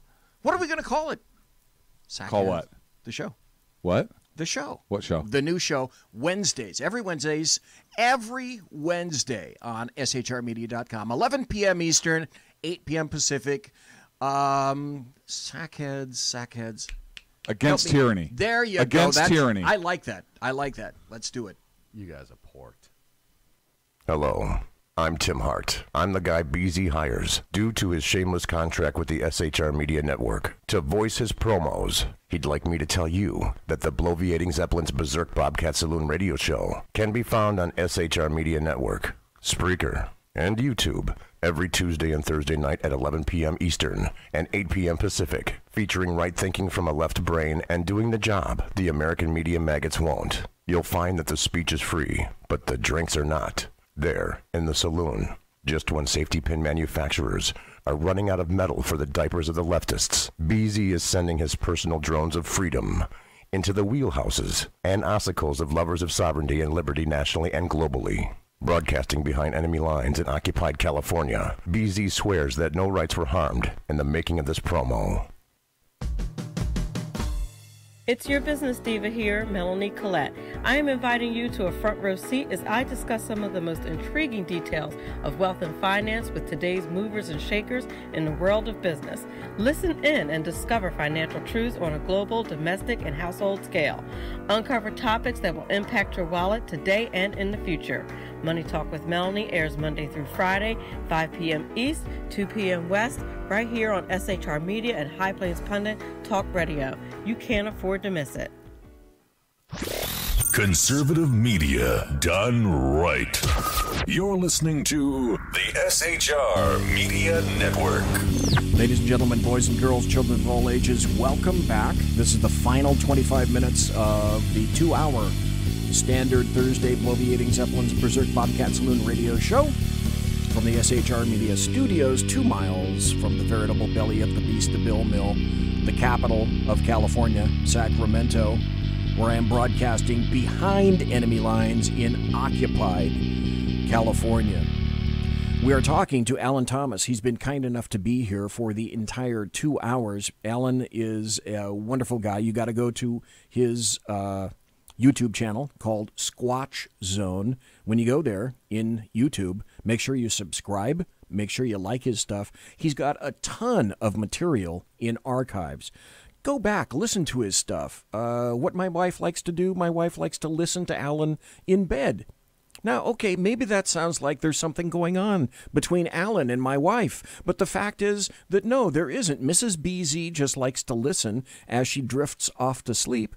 She likes to listen to Alan's great stories and the things that he talks about when he broadcasts, and he broadcasts live. If you subscribe to his stuff, if you click the notifications the next time that he's on, hey, you'll get notified, and it's like, bing, Alan Thomas is on, and you're going to hear some really interesting stuff.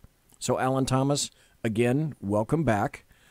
In the intervening time since we've been here, however, I got a text message from, I still know a ton of people in the FBI. I still know a ton of people in local law enforcement and law enforcement all around the nation. There's another individual who said, by the way, a Yolo County deputy, which is the county just west of Sacramento, where Davis, the Republic of Davis, rests. A Yolo deputy said that there was just a robbery out in the county at a legal grow site. By the way, I should tell you, if you don't already know, dope, marijuana, is legal in the state of California. We knew all this was going to be coming, and it's here. It's here to rest. 4 guys with AR-15s just went in and took down a dope store. Boy, that's really smart. The other thing that I have to tell you was going to lead in with it, if Alan couldn't be here for the second hour, is that today is Thursday. At least it is on the West Coast. It's tomorrow, it's Friday on the East Coast. But unfortunately, on Monday of this week, we, meaning the Sacramento County Sheriff's Department, which is where I used to work for 35 years, we lost another deputy. There were 2 deputies that were responding to a call in Rancho Cordova, and one of the deputies, Mark Stasiuk, was killed. He was 27 years old, and he'd been on the department for 4.5 years. He just recently got out of the jail and passed training. He died at the UC Davis Medical Center.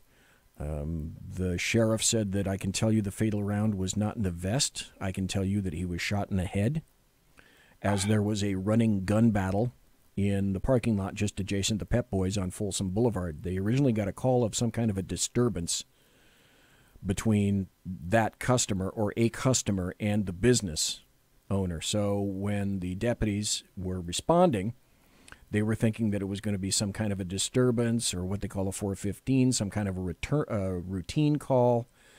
And the suspect turned away from them, and as he did, he snapped around and began firing at the officers without any warning. There was another deputy with Deputy Stasiuk. Her name was Julie Robertson. She returned fire. She was able to return fire. She was wounded. She was hit in the arm. There was a bystander that was hit. Nobody knows exactly which round injured the bystander. The suspect was also struck, and some witnesses said that there were about maybe 20 rounds shot. Deputy Robertson, the other deputy, she's 28 years old. She's been with the department for 2.5 years. She's going to be okay. The bystander was shot in that gunfight. They think the bystander may have been shot in the back. They don't know who provided that particular round. They're still trying to figure out what happened. The suspect is a black dude named Anton Lemon Moore. He's 38. He's been arrested numerous times. The arrests have to do with gun violence and other forms of violence. They had that area closed down for quite some time. Unfortunately, this is the third deputy. I did not know Mark Stasiuk. All the other deputies that have been killed, I knew. Many of them worked for me personally. Mark Stasiuk did not work for me. We've lost We've lost 3 deputies in 4 years in the sheriff's department. This is highly reflective, I believe, of the tumultuous times in which we're living. I did not like going to officers' funerals, and when I didn't absolutely have to, I didn't. I did not know this deputy. He leaves behind a wife. He is so newly married that he's only been married for a couple of months. He hasn't even had the ability to have kids yet. And so when I tell you that I've seen evil, well, I've seen it. And I've also seen the results of evil. And I'm to the point now where when people begin to advocate and seriously advocate for the things that I'm seeing on behalf of the left, I really cannot begin to quantify much of what they're demanding as evil. I've seen it. I've faced it. And without people to stand up to it, it will succeed. We must stand up to this. You, me, Alan Thomas. Get out and vote. Get out and vote November 6th. That's all I can say about that. I had another article that I wanted to go into because it will be concomitant with another story that is getting more bizarre by the day. I was notified about this guy when I watched a documentary about mind control and about people, humans, being chipped who didn't know somehow that they were chipped. Well, this is a story that at first glance you would think, oh, this is crap. But it went to court, and the guy who was chipped won his court case. So this isn't bullshit. There's a story out of Wired magazine, which deals with I can't say new age stuff, but it deals with electronica and people who are very interested in technology. And the headline is, "Court to Defendant, Stop Blasting That Man's Mind." So as I read this article and I go over it, remember some of the key points of this, because this will transition perfectly into the New Mexico Observatory. And I would like to have Alan Thomas's thoughts and opinions on this when I'm through. The guy's name is James Walbert. So you can get into your favorite search engine and type in his name, Walbert. Late last year, James Walbert went to court to stop his former business associate from blasting him with mind-altering electromagnetic radiation. Walbert told the Sedgwick County, Kansas panel that Jeremiah Redford threatened him with jolts of radiation after a disagreement over a business deal. Later, Walbert said he began feeling electric shock sensations, hearing electronically generated tones, and getting popping and ringing sounds in his ears. Okay, stop just for a minute. Does this sound familiar to anybody? Does this sound familiar in terms of, do you remember the U.S. consulate, the embassy in Cuba, and how a number of members of the Department of State said that they were feeling nauseous and they complained of injuries, and the first reaction by the U.S. government is, "You're full of crap." Well, it would appear that this court verified what occurred to this man, James Walbert. On December 30th, the court decided in Walbert's favor and issued a first-of-its-kind order of protection, banning Redford from using electronic means to further harass Walbert. Seriously. There was a BBC program on Radio 4, which kind of took a sort of a lighthearted look at the Manchurian Candidate and asked whether there was truth, any kind of a truth, in stories of mind control. So people began to examine exotic non-lethal weapon technology and concepts like the telepathic ray gun, the system that basically sends sounds directly into your skull, and people call it's like listening to the voice of God. And many of those things are just experiments or examples of like PowerPoint engineering.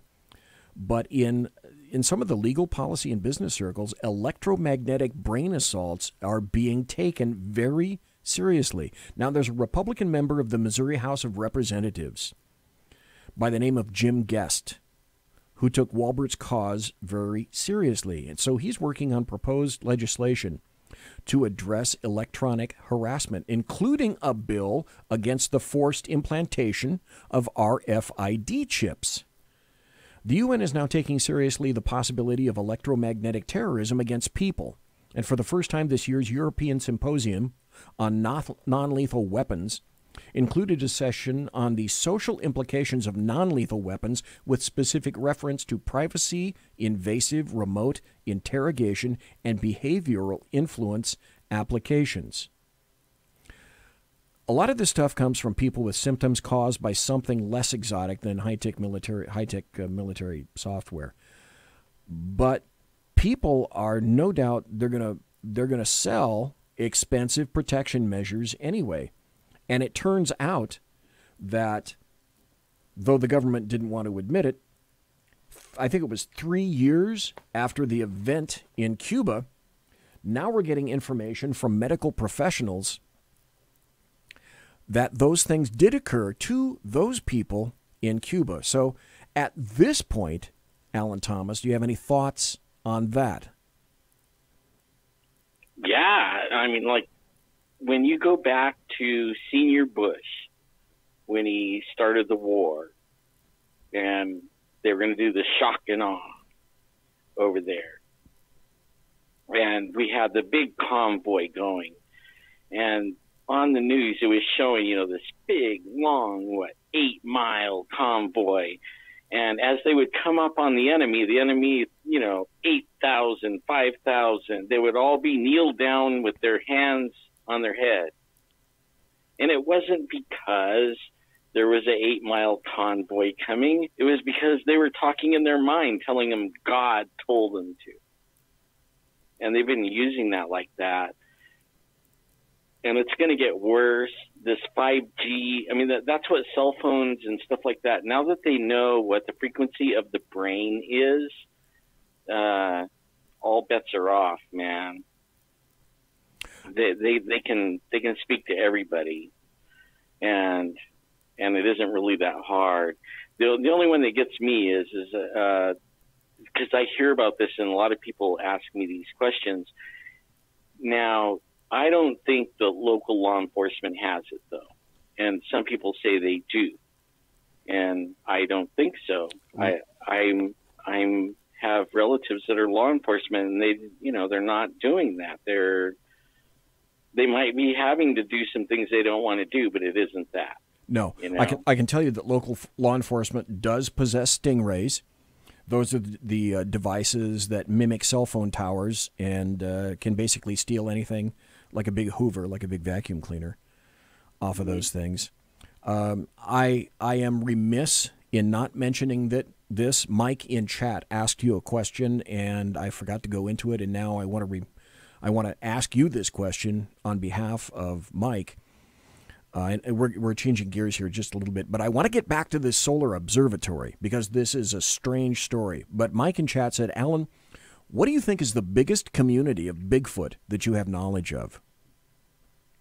Well, for me, like I don't know, I don't get around like other states and stuff like that. I've heard usually they're in little clans of like 3 to 5.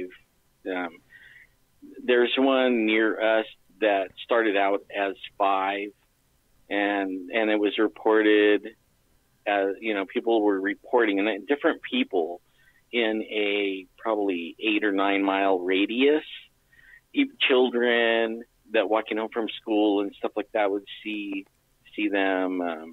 But there was 5, ranging from 14 feet to 5 feet tall. And then as we went and started investigating it, we realized there was 8.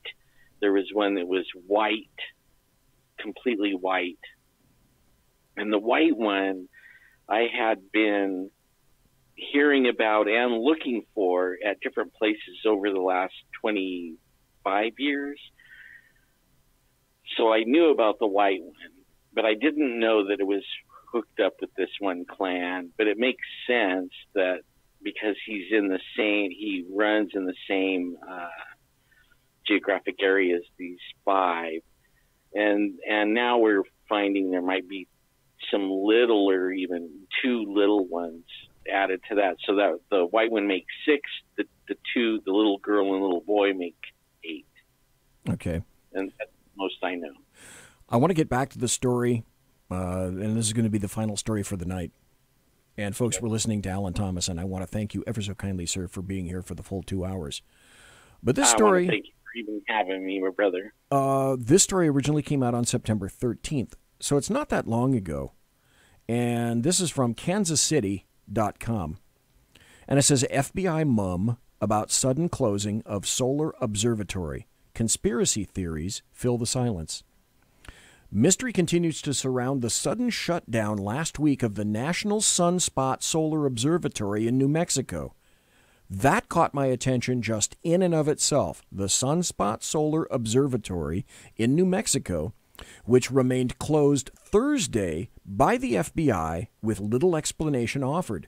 The silence has given rise to guessing games and conspiracy theories bouncing around the internet and social media about what happened at the facility in the Sacramento Mountains, especially given reports that the FBI was involved. Now, the observatory, which is near Alamogordo, New Mexico, was totally evacuated last Thursday, and that was reported by the Albuquerque Journal and other media outlets. And the observatory itself came out with a document that said, Sunspot apologizes for the continued closure of the facilities. And that was a statement on their Facebook page. The Association of Universities for Research in Astronomy, AURA, is addressing a security issue at the National Solar Observatory facility at Sacramento Peak, New Mexico, and has decided to temporarily vacate the facility as a preliminary caution. Aura, which maintains Sacramento Peak with funding from NSF, is working with the proper authorities on the issue, and we have no further comment at the time. And so Aura said, okay, it's our decision that we're going to evacuate the facility. But the spokesman also said, I'm actually not sure when the facility was vacated, but it's going to stay vacated until further notice.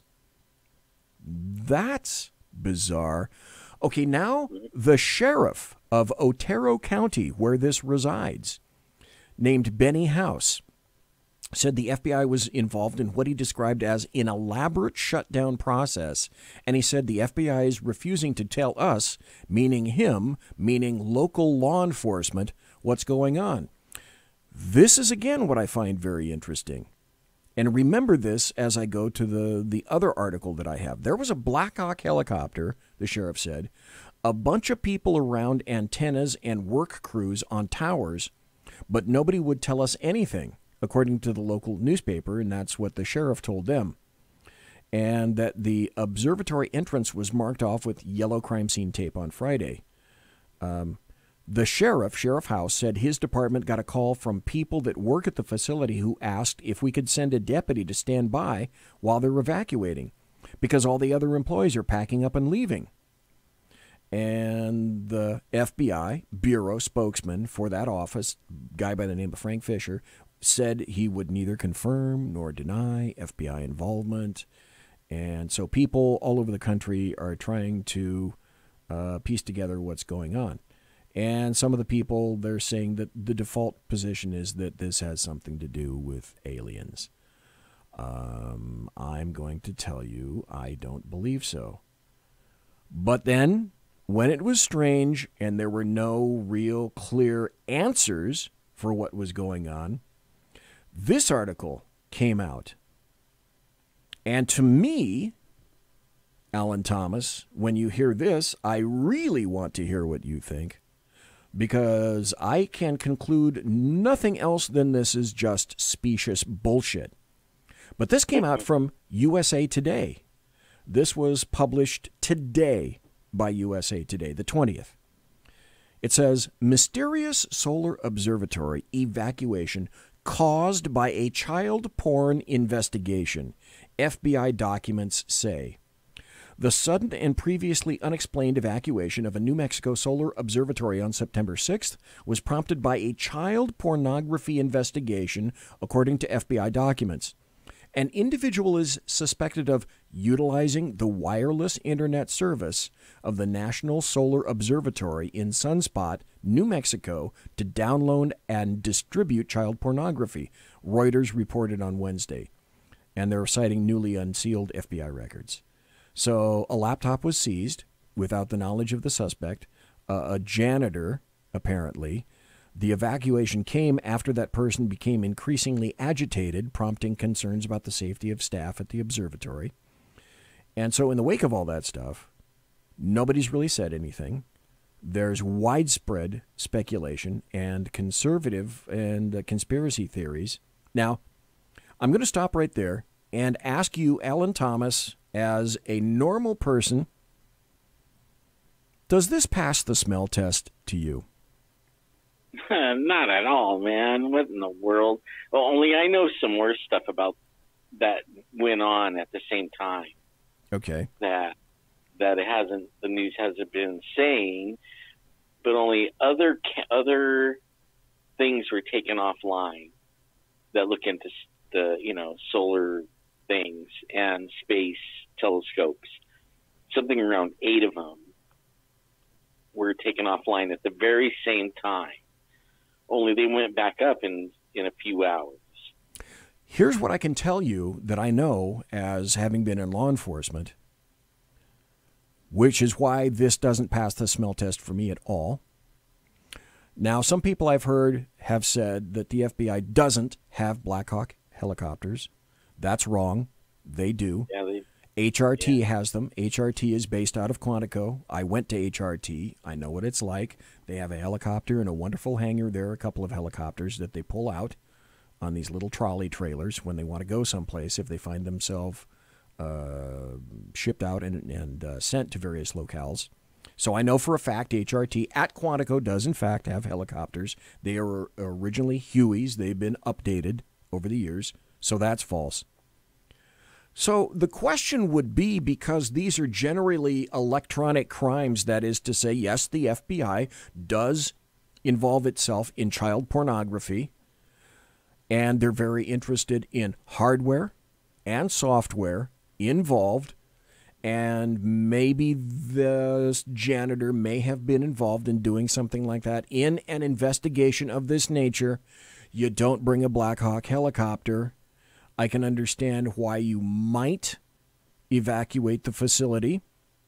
But the other thing that's unsaid here is there are other articles indicating that portions of the surrounding area were evacuated as well, and people are not yet allowed back in to the observatory and also to various residences in the area. Now, what do we know already about sunspots, Alan Thomas? There is a concern that there has been very little sunspot activity recently, and that's been of concern to some scientists. So there's that aspect of it. What I heard is there's something out there near the sun, and maybe that was why Q put that breadcrumb that he did about the aliens and space. And then I also heard, I have my fingers on the pulse of everybody. It's kind of weird. Okay. But I know people around over there too, and they actually went over to that to check it out. They heard about it, mm-hmm. and they said they walked around like and unaccosted. Totally walked around everywhere over by that place, and there was nobody anywhere. When they parked just outside, but they walked in and they walked all over the place, and there was nobody. And they said that there was nobody there at all, not a security guard, not a policeman, not a caretaker, nothing. And they walked all around over there. So, I mean, like, what danger was over there? And why does it have to be closed? You know, like, it's all conjecture, but I actually think there's something that can see, and maybe there's something coming into that area that they don't want anybody to see, so everybody had to be out. I'm wondering if it did, in fact, have something to do with sunspot activity or the lack thereof. The child pornography aspect does not pass the smell test at all because you don't need to raid a facility and close down facilities. You can do it for the amount of time that it needs to take the suspect into custody. After that, you release the site and release the area, unless you have more evidence to gather. But in a crime of that nature, the evidence tends to be electronic equipment, maybe surrounding indicia as well, hardware, software, and that's about it. Then you take the suspect and go out and you start conducting your interrogations, and it leads you to other suspects, other witnesses, etc. But you don't need a Black Hawk helicopter to do it, and you don't shut down a facility for days on end and not release it. That makes very little, if any, sense. I'm also going to throw this out there, too, because of the article that I just read about Charles Walbert and about the information that we know about the sonic attack, essentially, is what I believe this gets down to, of the embassy employees by the Department of State in Cuba. Now that makes me wonder, is this linked to that in some fashion? All I can say in conclusion is very little of this passes the smell test, and then when you purposely leave out local law enforcement, which of course the FBI's want to do quite frequently, they've done it in the past and they will do it again. But to do this in terms of a child pornography, an individual concerned with child pornography, none of this, period. None of this passes the smell test. Alan? See, for me, it's more like to clear it out like that, and for days, not hours or anything, days. There has to be something going on there. They're either installing something there, or they're uninstalling something over there, or they're actually, like you were talking about the China thing, maybe there was an attack being beamed to there, you know, or something is coming in and out of there, like what Q said about, and something is coming from outer space and coming into that space, so nobody could be there to see it coming in and out. That's more like what I think, but only it has to be something installed or uninstalled, or that way the people on the ground around there can't see what's going on. You know what I mean? It isn't some guy's laptop, that's for sure. No, these are just theories, and obviously I don't have my finger on the pulse of specifically what's happening over there. But there's a lot more that's going on than they are willing to indicate at this point right now. It stinks. There is something that they know that I think is apparently very serious. And just like no one can come up with an answer as to why that individual shot and killed over 50 people in Las Vegas at the conclusion of the investigation, they're still in Scooby-Doo mode going, oh, we don't know anything. That doesn't pass the smell test. This doesn't pass the smell test at all. Yeah. Wow, man. That I've actually been following that article that you just read about that, and listening to videos and stuff like that. And I mean, there's a whole bunch of different ideas, and I stick with there can't be anybody there. They had to remove people to so they couldn't see what was going to happen, or they couldn't be attacked. I mean, they were saving everybody from being attacked. But I think it's more like the people had to go away because something's going on. They're doing something that they don't want people to see. So everybody had to go away. That would be very clear. I would completely agree with that.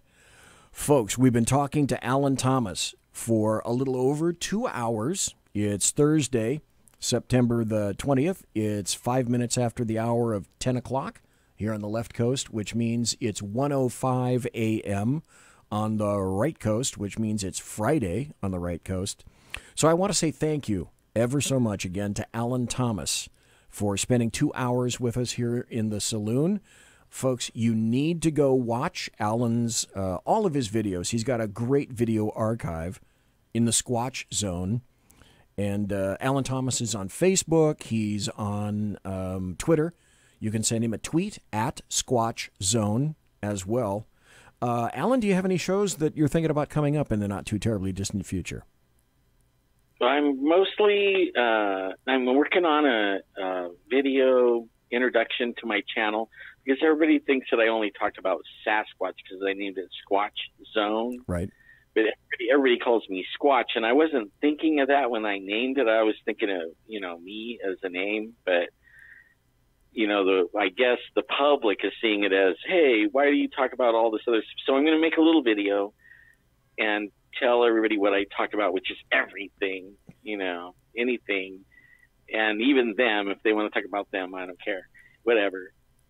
And then I'm going to, as things come in, I'll talk about, the latest, greatest things that are happening in the world. And I like to do history too. So really a little bit of everything, just always try to keep it interesting. Well, and bedtime stories too. You tell bedtime stories. Yeah, I do. Yeah. I haven't done one in a while, but I'm working on them. Folks, thank you to Alan Thomas ever so kindly. Demi, the studio cat, just came in, and I don't know if you can hear her in the background, but she's meowing. Demi kitty. Demi kitty is a little calico cat. So anyway, that's the end of the show. Alan Thomas, thank you ever so much for being here. And you will be back again. Thank you for your time, for your late night time, because it's like almost 10 after 10 o'clock here. And folks, we've been listening to Alan Thomas, and I thank you very much for you being here. And unfortunately for me, because I got to go CP by, got to take my car out tomorrow to get it fixed and have new tires put on. It's ta-ta time. Monsieur has unlocked!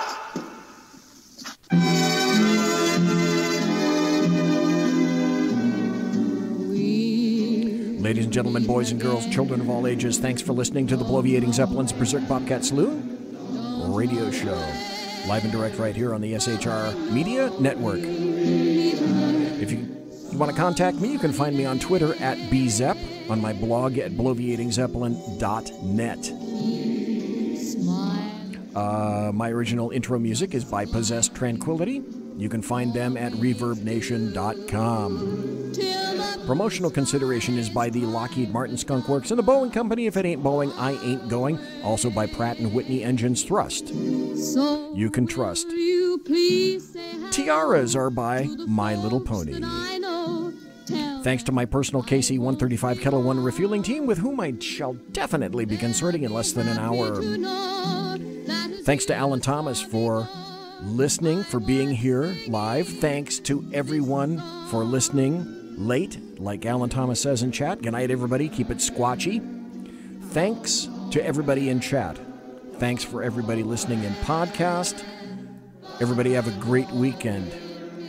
See you next Tuesday. In the meantime, God bless. Take care. Be safe.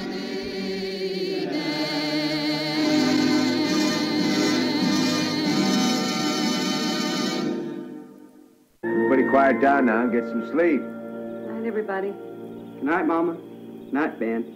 Good night, everyone. Good night, Mama. Good night, Daddy. Good night, children. Good night, Daddy. Good night, Elizabeth. Good night, John Boy. Good night, Jim Bob. Good night, Jim Bob. Good night, Jim Bob. What's going on? I was asleep. What's everybody doing? Good night. Good night, Jim Bob. Go to sleep.